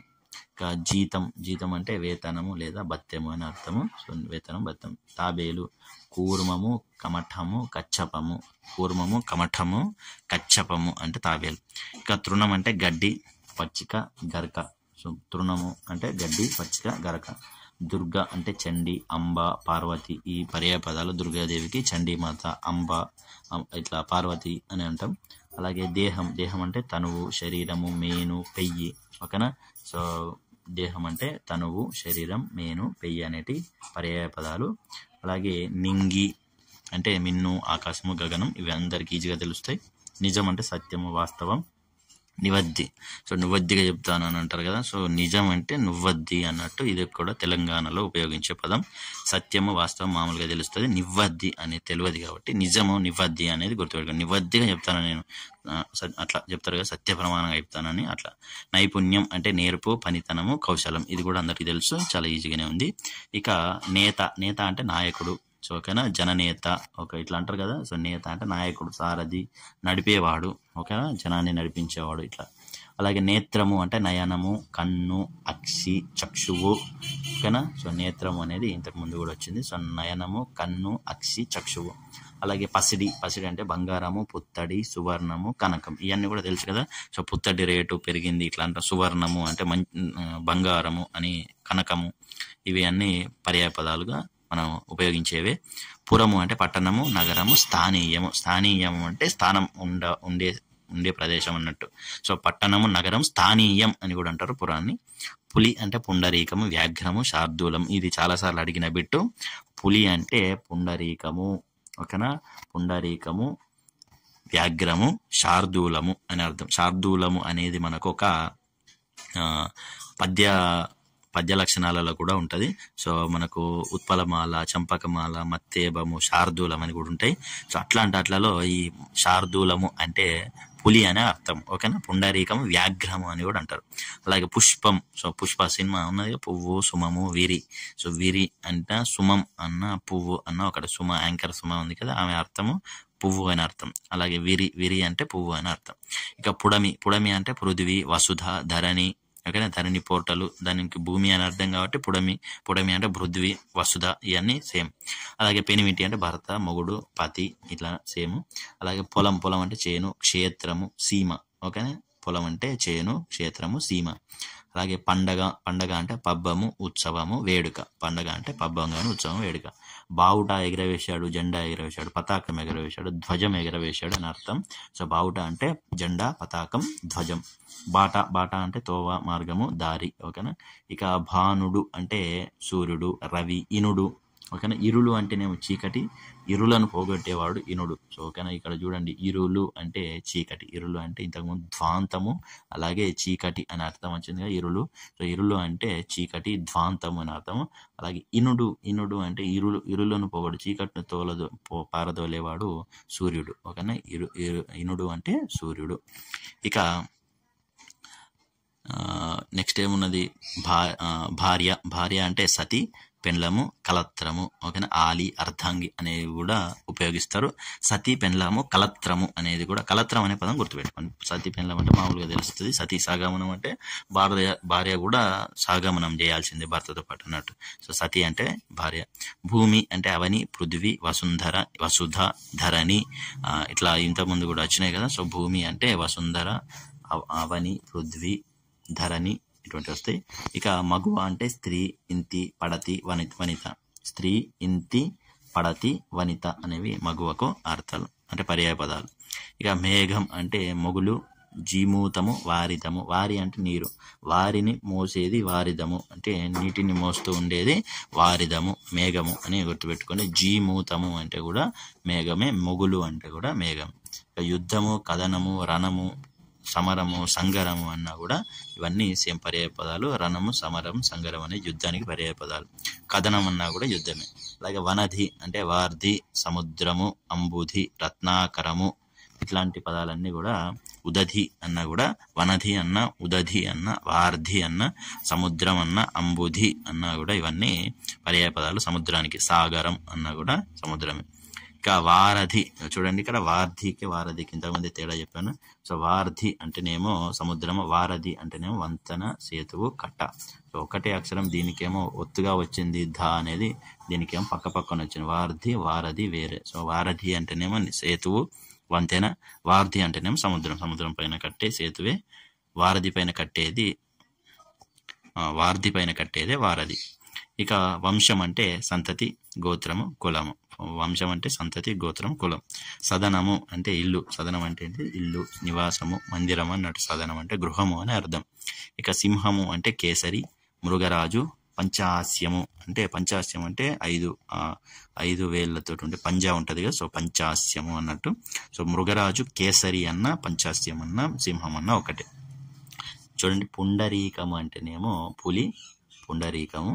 ఇక్కడ కేసరి అంటేనేమో సింహం. పంజాబ్ కేసరి, లాలా లజపతి రాయ్, అలాగే ఆంధ్ర కేసరి టంగుటూరి ప్రకాశం అంటారుగా. సో వాళ్ళు సింహం లాంటి వాళ్ళు అన్నట్టు. సో అట్లా మనం గుర్తుపెట్టుకోండి. సింహం లాంటి వాళ్ళు ఎవరు? ఆంధ్ర కేసరి టంగుటూరి ప్రకాశం పంతులు గారు. అలాగే పంజాబ్ కేసరి లాలా లజపతి రాయ్ గారు, వాళ్ళు ఎవరండి? సింహం లాంటి వాళ్ళు అన్నట్టు. ఇక హర్షము అంటే సంతోషము, మోదము, సంబురము. ఇంతకుముందు ఏలమి వచ్చింది, మోదము వచ్చింది. హాలికుడు అంటే రైతు, కర్షకుడు, కృషివలుడు. రైతు, కర్షకుడు, కృషివలుడు. సో ఈ విధంగా మనకు అర్థాలు అనేటివి ఇవ్వడం జరిగింది. సో ఇవి పర్యాయ పదాలు. సో ఓకేనా, అర్థాలనే మనం పర్యాయ పదాలు అనొచ్చు. ఓకేనా అండి. సో పర్యాయ పదాలన్న అర్థాలన్న సేమ్, ఎందుకంటే ఈక్వల్గా సేమ్ అర్థం ఉన్న వాటిని మనం పర్యాయ పదాలు అంటాం. ఇక నానార్థాలు అనేటివి ఏంటియో చూద్దాం ఒకసారి. నానార్థాలకి పర్యాయ పదాలకి తేడా ఏంటిదంటే, పర్యాయ పదాలు వేరైనా కూడా ఒకటే అర్థం ఉంటుంది. ఇక్కడ నానా అర్థం అంటే ఒకటే పదానికి రకరకాల అర్థాలు ఉంటాయి. అంటే ఆ పదాలను మనం అన్నిటినీ ఒకే దగ్గర ఉపయోగించలేం. పర్యాయ పదాలను ఏ పదం పెట్టినా అర్థం మారది. ఒక వాక్యంలో ఒక పదానికి బదులు వేరొక పదాన్ని ఉపయోగించినా కూడా ఆ వాక్యం యొక్క అర్థం మారకపోతే దాన్ని పర్యాయ పదం అంటాం. అలాంటిది వాక్యంలో ఒక పదానికి బదులు ఆ పదానికి సంబంధించిన వేరొక పదాన్ని మనం అక్కడ ఉపయోగిస్తే ఆ వాక్యం యొక్క అర్థం మారిపోయేటట్టుంటే దాన్ని నానార్థం అంటాం. చూడండి, ఇక్కడ అవ్వ అంటే తల్లిని అనొచ్చు, అమ్మమ్మని అనొచ్చు, నాయనమ్మని కూడా అనొచ్చు. సో అవ్వ అనేది దానికి పర్యాయ పదాలు ఏమైతే అంటే తల్లిని అంటాం, అమ్మమ్మని అంటాం, నాయనమ్మని అంటాం. సో అక్కడ ఉపయోగాన్ని బట్టి దాని అర్థం మారుతుంది. అంటే మనం ఉపయోగించే సందర్భాన్ని బట్టి అది అర్థం అనేది వేరుగా ఉంటుంది అనేదే నానార్థము. అంతే. ఓకే, నానా అర్థాలు, వేరు అర్థాలు ఉంటాయి అన్నట్టు. సో ఆశ అంటే కోరిక కావచ్చు, దిక్కు కావచ్చు. ఓకేనా, ఆశ అంటే కోరిక అనే అర్థంలో వాడతాం, దిక్కు అనే అర్థంలో కూడా ఉపయోగిస్తాం. ఉత్తరం అంటే లేఖ కావచ్చు, ఒక దిక్కు కావచ్చు. ఓకేనా, నేను రాజుకు ఉత్తరం రాశాను అంటే నేను రాజుకు ఉత్తరం అంటే లెటర్ రాశాను అని అర్థం. అలాగే నేను ఉత్తరం దిక్కుకు వెళ్తున్నాను లేదా ఉత్తర దిశగా వెళ్తున్నాను అంటే అర్థం ఏంటి? అక్కడ ఉత్తరం అంటే అర్థం ఏంటి? ఒక డైరెక్షన్. సో భారతదేశానికి ఉత్తరాన హిమాలయాలు ఉన్నాయి అంటే ఉత్తరాన అనే అర్థానికి లేఖలో హిమాలయాలు ఉన్నాయి అని అంటామా? లేదు. సో ఉత్తరం అనేది ఒక డైరెక్షన్, దిక్కుకు సంబంధించింది. అలాగే మరొకసారి దాని ఉత్తరాన్ని నేను రాజుకు ఉత్తరం రాశాను అంటే ఉత్తర దిక్కును తీసుకొచ్చి రాయలే, అంటే లేఖ రాశాను అని అర్థం. సో అట్లా ఉత్తరం అనే పదాన్ని 2 రకాలుగా ఉపయోగించవచ్చు. ఓకేనా, లేఖ అనే పదానికి బదులుగా ఉపయోగించవచ్చు, లేదా ఒక దిక్కు అనే పదానికి బదులుగా కూడా ఉపయోగించవచ్చు. అంటే ఒకటే పదం కానీ దాని ఉపయోగించే సందర్భం మారినప్పుడు దాని అర్థం కూడా వేరుగా ఉంటే అవి నానార్థాలు. ఓకేనా? రైట్. ఇక కథ అంటే కథ కావచ్చు, గౌరీ కూడా కావచ్చు. ఓకేనా? కథ అంటే గౌరీ కూడా కావచ్చు. ఇక కరము అంటే చేయి కావచ్చు, తొండం కూడా కావచ్చు. సో ఏనుగు యొక్క తొండాన్ని కరం అంటాం, మామూలుగా మన చేయిని కూడా చేయి కరం అని అంటాం. అలాగే కప్పము కట్టడాన్ని కూడా కరం అని అంటాం. అలాగే కిరణాన్ని కూడా కరము అని అంటాం. ఓకేనా? కిరణంను కూడా కొన్ని సందర్భాలలో కరము అని అంటాం. ఓకేనా? చేయి కానీ తొండము కానీ. కరి అంటే ఏనుగు కదా, కాబట్టి కరము అంటే ఏనుగు యొక్క, కరి అంటే ఏనుగు, సో కరము అంటే ఏనుగు యొక్క తొండము కూడా అవచ్చు. అలాగే కప్పము అంటే కరము, కిరణం అంటే కూడా కరం అని ఉపయోగిస్తాం. ఇక కపి అంటే మనకు తెలుసు కోతి, వానరం మనకు తెలుసు. అలాగే కపి అంటే సూర్యుడు అనే అర్థం కూడా ఉన్నది. కపి అంటే ఏనుగు అనే అర్థం కూడా ఉన్నదట. అలాగే కపి అంటే విష్ణువు అనే అర్థం కూడా ఉన్నదట. అంటే కొన్ని పదాల ప్రయోగం అనేది సందర్భాన్ని బట్టి విష్ణువుకు కూడా కపిని ఉపయోగించవచ్చు. ఏనుగు అనే పదం రావాల్సిన కాడ కపిని వాడచ్చు. సూర్యుడు అని చెప్పడానికి బదులుగా అక్కడ కపిని వాడచ్చు. సో కోతి అని చెప్పడానికి కూడా కపి అని వాడచ్చు. సో ఇట్లా రకరకాల అర్థాలు ఉన్నాయి కపి అనే పదానికి, గుర్తుపెట్టుకోండి. వానరము, సూర్యుడు, ఏనుగు, విష్ణువు వీటిని కపి అని అంటారు. ఇక కర్కోటకం అనే నాగుపాము ఉన్నది. ఓకేనా? కర్కోటకం అనే విషం గల నాగుపాము ఉన్నది అనేది గుర్తుపెట్టుకోండి. అలాగే మారేడు, కర్కోటకం అంటే మారేడు చెట్టుకు కూడా కర్కోటకం అని ఉన్నది. అలాగే విషభేదము కూడా కర్కోటకము, కఠినమైన వాళ్ళను ఇట్లా సూచించడానికి కూడా ఆ పదం వాడతాం. సో విషభేదము అనేది కర్కోటకం అనేది ఆ పదానికి నాగుపాము, మారేడు, విషభేదము గుర్తుపెట్టుకోండి. ఓకేనా? ఇక కాలం అంటే సమయం. అలాగే కాలం అంటే నలుపు అనే అర్థం కూడా ఉంటుంది. సో కాలం అనేది నలుపు అనే అర్థము. కాలం చేశాడు అని అంటాం కదా, చనిపోయాడు అనడానికి కూడా మనం కాలం చేశాడు, చనిపోయాడు, చావు అనే అర్థం కూడా ఉన్నది. సో కాలము అంటే సమయం అవుతుంది. అలాగే నలుపు, కాలుడు అంటే నల్లని వాడు అన్నట్టే కదా, కాలుడు. సో ఇట్లా కాలము అనే పదానికి నలుపు అనే అర్థం వస్తుంది, చావు అనే అర్థం వస్తుంది, సమయం అనే అర్థం కూడా వస్తుంది. ఇక కాపు అంటే కాయలు కాయుట, కాసింది బాగా, కాపు బాగా కాసింది, కాపు కాసింది, మంచిగా కాసింది అని అంటాం కదా. అట్లాగే కాపు అంటే రైతు అని కూడా అర్థము. అలాగే కాపు కాయడం అంటే రక్షించడం అనేది కూడా అర్థం. సో కాపు అంటే కాయడం, రైతు, అలాగే రక్షణ. సో కాపు వాళ్ళు అంటే రైతులు అన్నట్టు కదా. సో అట్లా. ఇక కారు అంటే కాలము, నలుపు. ఇక్కడ కూడా కారు అన్న కాలము అన్న చూడండి, ఇక్కడ కాలం అంటే కూడా సమయము, నలుపు, చావు అని అర్థం వచ్చింది. ఇక్కడ కారు అంటే కారు మబ్బులు అంటే నల్లటి మబ్బులు అని ఉపయోగిస్తాం కదా. సో కారు మబ్బులు అంటే నల్లటి మబ్బులు. అంటే కారు అంటే అర్థం ఏమవుతుంది, నలుపు అనే పదం అక్కడ వస్తుంది. ఇక్కడ కారు అంటే కాలం అని కూడా ఉపయోగిస్తారు. ఓకేనా? కారు అంటే కాలము. ఇక కీడు అంటే అపకారం కావచ్చు, అశుభం అని కావచ్చు, ఆపద అని కూడా కావచ్చు. ఇక్కడ చూడ్డానికి మనము పర్యాయ పదాల్లాగా అనిపిస్తున్నాయి. ఇక్కడ కీడు అనేది అపకారము, ఆపద, అశుభం, కానీ పదాలు వేరు, వాటి ఉపయోగం వేరు కాబట్టి దీన్ని మనం నానార్థాలుగా భావించుదాం. సో అపకారము, ఆపద, అశుభం. ఓకేనా? అశుభం అనే పదానికి కీడు జరిగింది, ఆపద వచ్చింది అన్నా కూడా కీడు జరిగింది, అపకారం చేశాడు అని కీడు చేశాడు అని కూడా ఉపయోగిస్తాం. ఇక కులము. సో కులము అనేది వంశము, తెగ, ఇవి దగ్గరగా ఉంటాయి. సో కులం అంటే వంశము, తెగ. శరీరం అనేది కూడా ఇంకొక కొత్త పదం. కులం అంటే ఇల్లు అనేది కూడా ఒక పదం. అలాగే ఊరు అని అంటే మనది శరీరము ఒక కులం, మన ఇల్లు ఒక కులం, మన ఊరు కూడా ఒక కులం. సో ఇట్లా కులం అనే దానికి 3 వేరు అర్థాలు ఉన్నాయి చూడండి. వంశము, తెగ మనం గుర్తుపెట్టచ్చు కులం అంటే, కానీ శరీరం కూడా వస్తుంది, ఇల్లు కూడా వస్తుంది, ఊరు కూడా వస్తుంది. ఓకేనా? ఇట్లా గుర్తుపెట్టుకోండి. ఇక కొలువు అంటే ఉద్యోగము, ఆస్థానం, ఈ రెండు సేమ్.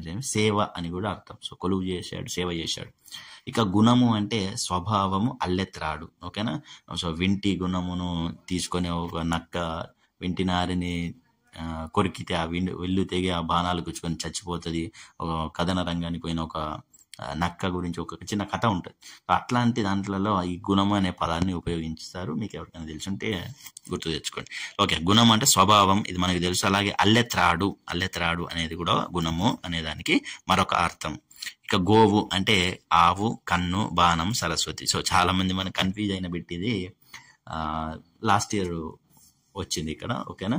సో లాస్ట్ టైం ఇది ప్రీవియస్ బిట్. గోవు అంటే నానార్థం ఏంటిది అని. ఆవు, కన్ను, బాణము, సరస్వతి, భూమి. ఓకేనా? సో ఇక్కడ ఆవు, కన్ను, బాణము, సరస్వతి, భూమి, వీటిని మనము నానార్థాలుగా భావించవచ్చు. ఇక చిత్రం అంటే చిత్తరువు, బొట్టు, ఆశ్చర్యం. చిత్తరువు, బొట్టు, ఆశ్చర్యం. చిత్రం అంటే చిత్తరువు అనేది ఇది మనకు ప్రకృతి వికృతులు వస్తుంది. అలాగే బొట్టు, చిత్రం అంటే బొట్టు అని కూడా ఉందట. చిత్రం అంటే ఆశ్చర్యం అనేది మనకు తెలుసు. చిత్రంగా జరిగింది, అయ్యో అరే చిత్రం అంత విచిత్రం అని అంటూ ఉంటాం కదా. సో ఆశ్చర్యకరమైంది అనేది. సో ఇక్కడ ఆవు అంటే కన్ను అన్న, బాణం అన్న, సరస్వతి అన్న, భూమి అన్న, గోవు అనే దానికి నానార్థాలుగా గుర్తుపెట్టుకోండి. సో గోవు అంటే ఆవు, కన్ను, బాణం, సరస్వతి, భూమి. ఓకేనా. చిత్రం అంటే చిత్తరువు, ఆశ్చర్యం. అలాగే బొట్టు అనేది కూడా చిత్రానికి వస్తుంది. ఇక ధర, ధర అంటే భూమి. అలాగే ధర అంటే రేట్, వెల అని కూడా వస్తుంది. ఇక దహనం అంటే కాల్చుట, దహనం అంటే కాల్చుట. అలాగే జీడి అనేది కూడా వస్తుంది. సో జీడి అంటే తెలుసు కదా, జీడి మామిడి పండ్లు. సో ఇట్లా జీడిగా ఆరుతూ ఉంటుంది మనకు మామిడికాయలకు కూడా. సో దాన్ని దహనం అని కూడా అంటారు. కాల్చుటను దహనం అనొచ్చు, జీడిని కూడా దహనం అనొచ్చు. ఇక ధర అంటే భూమి. అలాగే వెల, వెల అంటే రేట్, ధర ఎంత, వెల ఎంత అంటే ధరణి అంటే భూమి. ఇక దిక్కు అంటే దిశ. అలాగే శరణం, నాకు ఏ దిక్కు లేదు, నాకు ఎవరు శరణం ఇస్తారు, ఇట్లా వాడుతూ ఉంటారు. సో దిక్కు అంటే మామూలుగా ఉత్తరం దక్షిణం, ఆ విధంగా కూడా దిక్కు అనే పదాన్ని ఉపయోగిస్తాం. అలాగే దారి, నాకు ఇప్పుడు ఏ దారిలో వెళ్ళాలి, నేను ఏ దిక్కులో వెళ్ళాలి అనే దానికి కూడా దారి అనే బదులు దిక్కు అనేది పదం ఉపయోగిస్తారు. సో సందర్భాన్ని బట్టి అక్కడ ఉన్న అర్థం అనేది మారిపోతుంది. అదే పదాన్ని మనం వేరు వేరు అర్థాలుగా వాడుతాం అన్నట్టు. సో దిక్కు అనే పదాన్ని ఎక్కడ ఏ సందర్భంలో పెడితే ఆ అర్థం తీసుకొని మనం అన్వయించుకోవాల్సి ఉంటుంది అన్నట్టు. సో ఈ నానార్థాల యొక్క మెయిన్ డిఫరెన్స్ ఇది. సో నిజము, నిజం అంటే సత్యము. అలాగే నిజం అంటే విధము, విధం అంటే ఏ విధానం అనేది కూడా ఇక్కడ అర్థంగా వాడుకోవచ్చు. సో సత్యము, విధము, నిజము దానికి నానార్థాలు. ఇక నిగ్గు, నిగ్గు తేల్చడము అని అంటాం కదా. సో నిగ్గు అంటే సారము, దాంట్లో అసలైంది ఏంటిది అనేది నిగ్గు తేల్చడం. సో అసలైంది ఏంటిది పాయింట్, సో అది సారం అని అర్థం వస్తుంది. అట్లాగే కిరణం, కిరణం అనే దానికి కూడా నిగ్గు. అక్కడ కరము అనే దానికి కూడా కిరణం వచ్చింది, ఇక నిగ్గు అనే దానికి కూడా కిరణం వచ్చింది, గుర్తుపెట్టుకోండి. ఇక నిగ్గు అంటే ఉత్కృష్టమైన కాంతి అనేది, చాలా ఎక్కువ వెలుగుతున్న కాంతి అనే దాన్ని కూడా అర్థంగా భావించవచ్చు. ఇక పాలు అంటే క్షీరం మనకు తెలుసు. అలాగే పాలు అంటే భాగం, అంటే నా పాలు ఎంత, నా భాగం ఎంత అని అంటారు కదా. సో పాలు పంచుకోవడం అంటే భాగాలను పంచుకోవడం అనే అర్థంలో వస్తుంది అన్నట్టు. ఇక ప్రాణము అంటే గాలి, ఉసురు, బలిమి. సో బలిమి అంటే బలం. సో నా ప్రాణం పోయింది, నా బలం పోయింది అంటారు. అలాగే నా ప్రాణం పోయింది అంటే మన బాడీ లోపల ఉన్న గాలి పోయింది అంట. సో ప్రాణవాయువు అంటే గాలి అంటాం కదా. సో అట్లా. అలాగే నా ఉసురు తీసావు, నా ప్రాణం తీసావు అని అంటాం కదా. సో అట్లా ఉసురు అన్న, గాలి అన్న, బలిమి అన్నా కూడా ప్రాణము అనేది ఆ అర్థం యొక్క నానార్థాలు. ఇక మతం, మతం అంటే మనం నమ్మేది, అభిప్రాయము, మన అభిప్రాయము. అలాగే మన యొక్క సమ్మతి, మనం దేన్ని అంగీకరిస్తాం అనేది. అలాగే అదొక శాస్త్రం అనే పదానికి కూడా మతం అనేది ఒక పదం నానా అర్థంగా ఉపయోగిస్తూ ఉంటాం. శాస్త్రం అనే పదానికి బదులుగా మతం అనేది కూడా కొన్ని సందర్భాల్లో ఉపయోగించవచ్చు. ఇక చంద్రుడు, భూపాలుడు అనే వాటికి రాజు అని ఉపయోగిస్తారు. సో నెలరాజు అని అంటే మామూలుగా తెలుసు కదా. సో ఆయన చంద్రుడు అంటాం. అలాగే భూమిని పరిపాలించేవాడు భూపాలుడు, రాజు. సో మామూలుగా రాజును భూపాలుడు అని కూడా అంటారు. ఇక రీతి అంటే తెరంగు, విధము. ఓకేనా, ఇవి పర్యాయపదాలు. అలాగే విధము, మేర, ఇత్తడి. సో విధము, మేర, ఇత్తడి. ఇత్తడిని కూడా రీతి అంటారట. ఓకేనా, ఇది గుర్తుపెట్టుకోండి. ఎందుకంటే మనకు బంగారాన్ని తెలుస్తాయి కానీ ఇత్తడికి తెలుస్తాయి. సో ఇత్తడికి రీతి అనేది నానార్థం అవుతుందట. అంటే ఇత్తడి అనే పదం ఉపయోగించే కాడ రీతి అని కూడా వాడచ్చు అనమాట. రీతి దగ్గర ఇత్తడి అనేది కూడా ఉపయోగించవచ్చు, కానీ ఆ సందర్భాన్ని బట్టి. అలాగే మేర, మేర అంటే కొంచెం పైన ఎత్తుగా ఉన్నదాన్ని మేర అంటాం.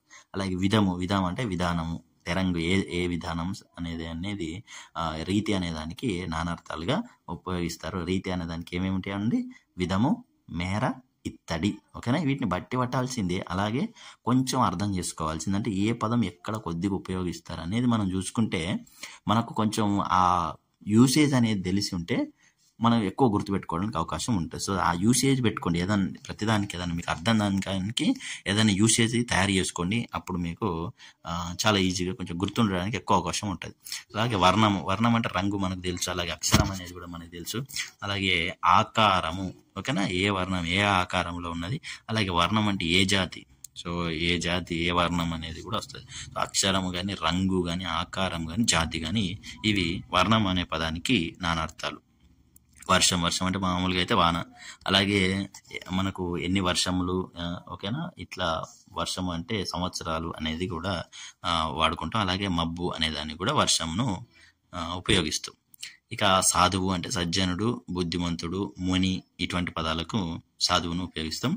సిరి అంటే సంపద కావచ్చు లేదా లక్ష్మీదేవత కావచ్చు. సో లక్ష్మీదేవతను సిరి అంటారు. అలాగే మన దగ్గర ఉన్న డబ్బులను సంపదను కూడా సిరి అంటారు. సో సందర్భాన్ని బట్టి మనం సిరి అనే పదాన్ని దాని అర్థాన్ని మార్చుకొని ఉపయోగించుకుంటాం.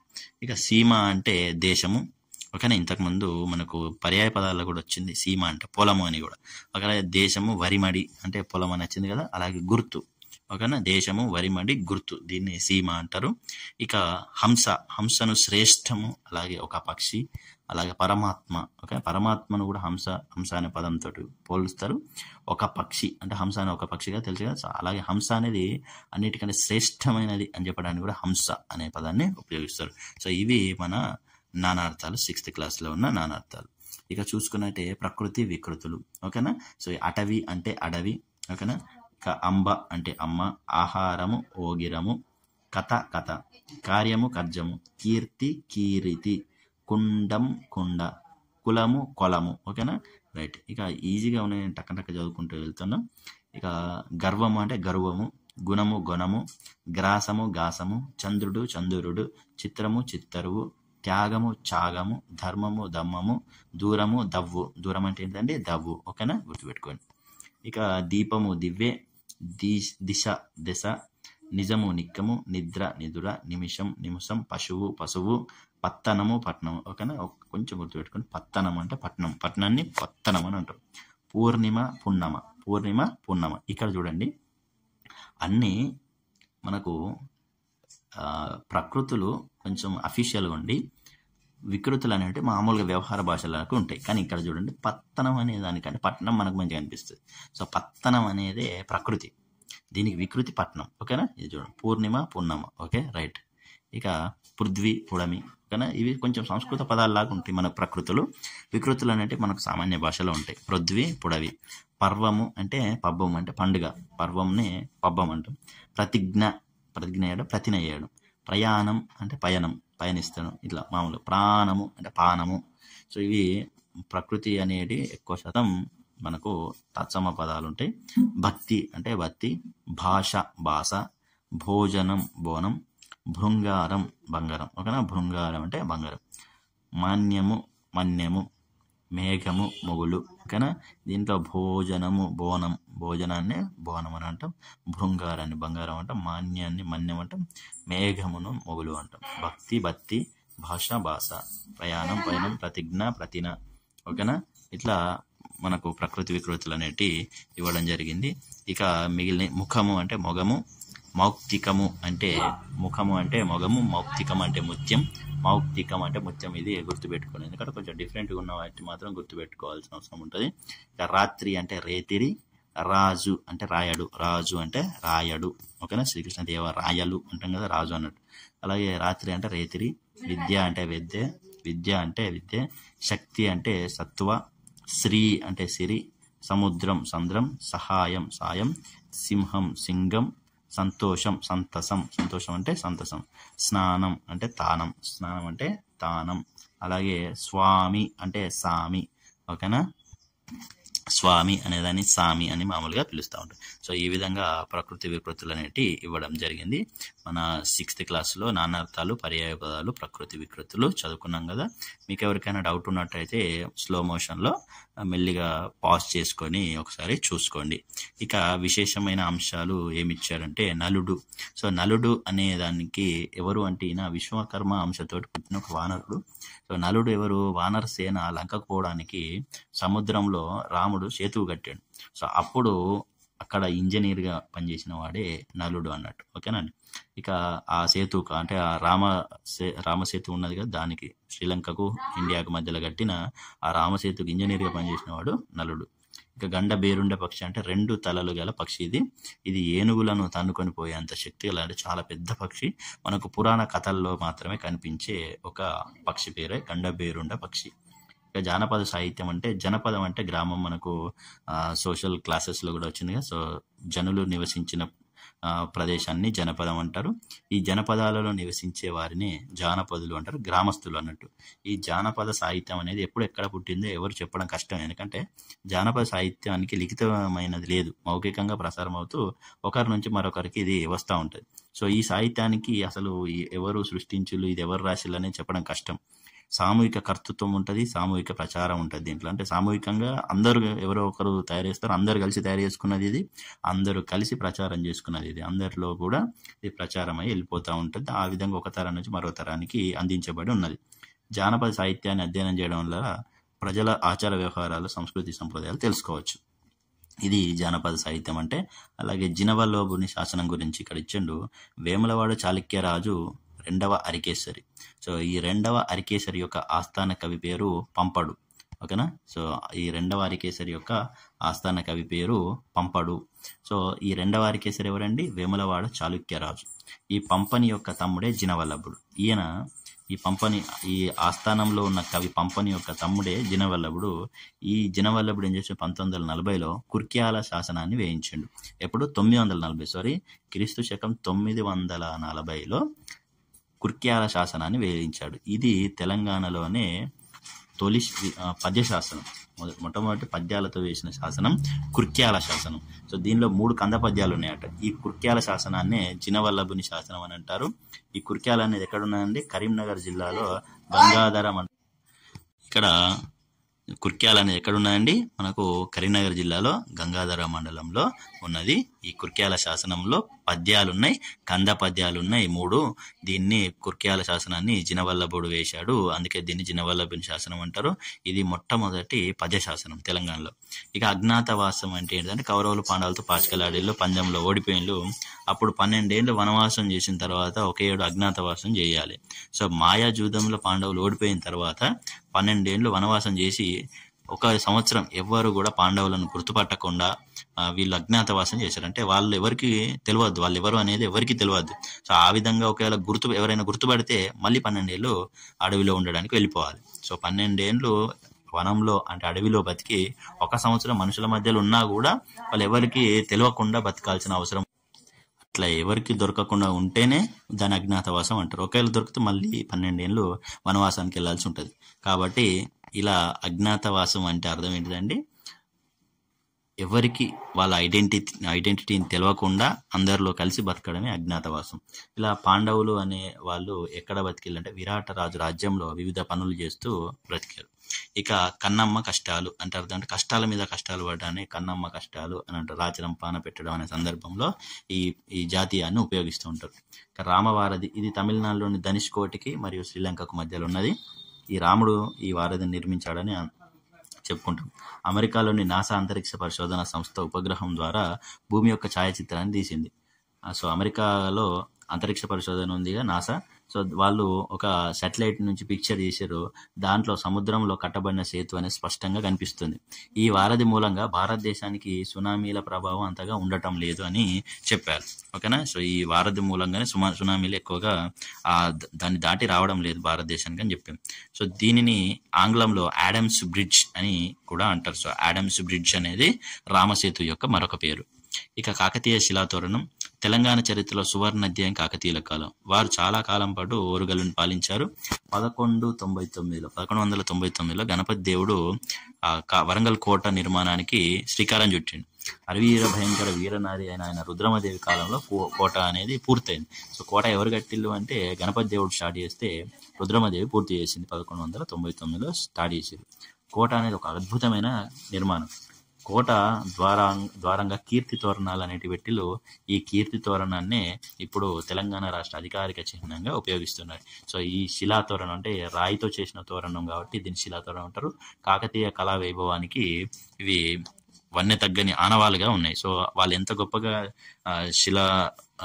శిల్పాలను అభివృద్ధి చేసిలు అనేది ఈ కాకతీయ శిలాతోరణాన్ని చూసి మనం తెలుసుకోవచ్చు.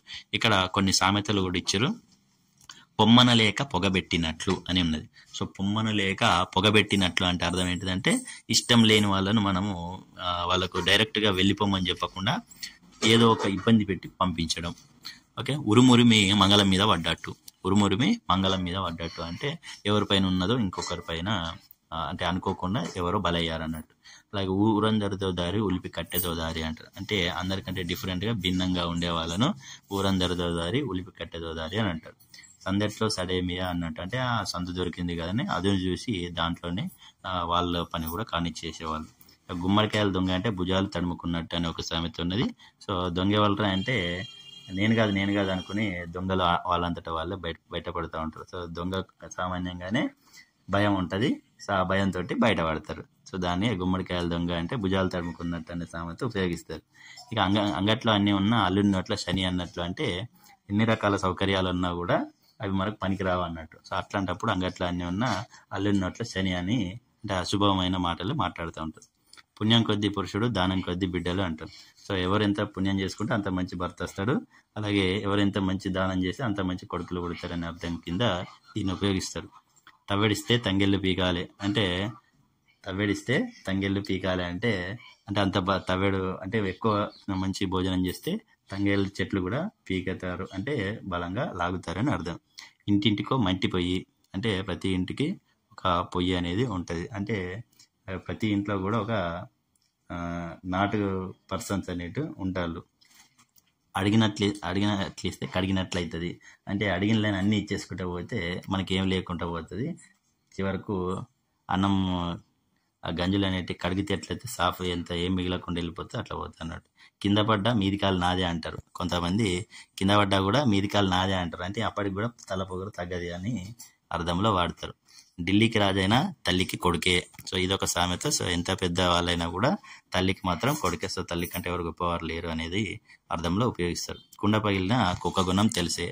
అంటే దీన్ని మనము ఏదైనా సందర్భంలో ఒక మనిషి మనల్ని మోసం చేసినా కూడా వాళ్ళ గుణం అయితే తెలిసింది కదా, ఇంతటితో పోయిందిలే అని, కుండ పగిలిన కుక్క గుణం తెలిసింది కదా అనే అర్థంలో ఉపయోగిస్తారు. ఇక చావు కప్పి కన్నులొట్ట పోయిందంటే చచ్చినంత పని అయింది అని అర్థంలో ఉపయోగిస్తారు. అంటే కొద్దిలో తప్పించుకున్నప్పుడు చావు తప్పి కన్నులొట్ట పోయినట్లు అని ఉపయోగిస్తారు. పోచమ్మ కుండ పెడితే మైసమ్మ మాయం చేసింది అంటే ఎవరో కష్టపడితే ఇంకొకరు దాన్ని ఎత్తుకుపోయేలా అనే ఉద్దేశంలో ఉపయోగిస్తారు. పిల్లపైలం ముల్లేపైలం అంటే అది కావాలి ఇది కావాలి అని అంటుంటారు కదా. సో రెండు కూడా కావాల్సి వచ్చినప్పుడు మనకు సందిగ్ధ పరిస్థితి ఏర్పడినప్పుడు ఈ పదాన్ని ఉపయోగిస్తారు. విత్తు చిన్న విచారం పెద్ద అంటే మన దగ్గర ఉన్నది కొద్దది కానీ మన ఆలోచన మాత్రం చాలా పెద్దగా ఉంటే విత్తు చిన్న విచారం పెద్ద అని ఉపయోగిస్తారు. సుఖం వస్తే మొహం కడగా తీరిక లేదన్నట్లు. సో ఈ సామెతను అంటే సోమరితనానికి ఉద్దేశించినట్లు, సుఖం వస్తే మొహం కడగా తీరిక లేదన్నట్లు అని నడుమంతరపు సిరి అట్లాంటి పదాలకు ఉపయోగిస్తారు. ఇక ఎక్కినోంది గుర్రం ఏలినోంది రాజ్యం అంటే బలవంతులది రాజ్యం అన్నట్టుగా దీన్ని ఉపయోగిస్తారు. సో ఎవరు ఎక్కితే వాళ్ళది గుర్రం, ఎవరు ఏలితే వాళ్ళదే రాజ్యం అన్నట్టు. సో చుట్టమై వచ్చి దయమై పట్టే. సో అట్లా చుట్టమై వచ్చి దయమై పట్టే అంటే మనకు అనుకోకుండా ఎదురైన వాళ్ళు లేదా తారసపడ్డ వాళ్ళు మనకు ఎటువంటి ఇబ్బందులు గురి చేయడం లాంటివి. ఉయ్యాల్లో బిడ్డను పెట్టి ఊరంతా వెతికినట్లు అంటే పక్కనే ఉన్నా కూడా గమనించకపోవడం, లేదా పక్కనే ఎవరైనా గొప్ప వాళ్ళు ఉన్నా కూడా మనం తెలుసుకోలేకపోవడం, వాళ్ళని గుర్తుపట్టకపోవడం లాంటి పదాలకు మనం అటువంటి సందర్భాల్లో ఈ సామెతలు అనేటివి ఉపయోగిస్తాం. సో ఇదండి మన 6th క్లాస్లో ఉన్న సామెతలు, పర్యాయ పదాలు, నానార్థాలు, అలాగే అర్థాలు, సందులు, సమాసాలు, అలాగే విభక్తులకు సంబంధించిన వ్యాకరణం. సో అక్షరమాల, వర్ణమాలకు సంబంధించి. సో మనకు ఎవరైనా MS Krish అకాడమీ క్లాసెస్ కావాలంటే సబ్స్క్రైబ్ చేసుకోండి. అలాగే ఆన్లైన్ టెస్టుల కోసం మన వాట్సాప్ గ్రూప్ లింక్ డిస్క్రిప్షన్లో పొందుపరచడం జరుగుతుంది. వెళ్ళి జాయిన్ అవ్వండి. అలాగే టెస్టులు రాసి మీ యొక్క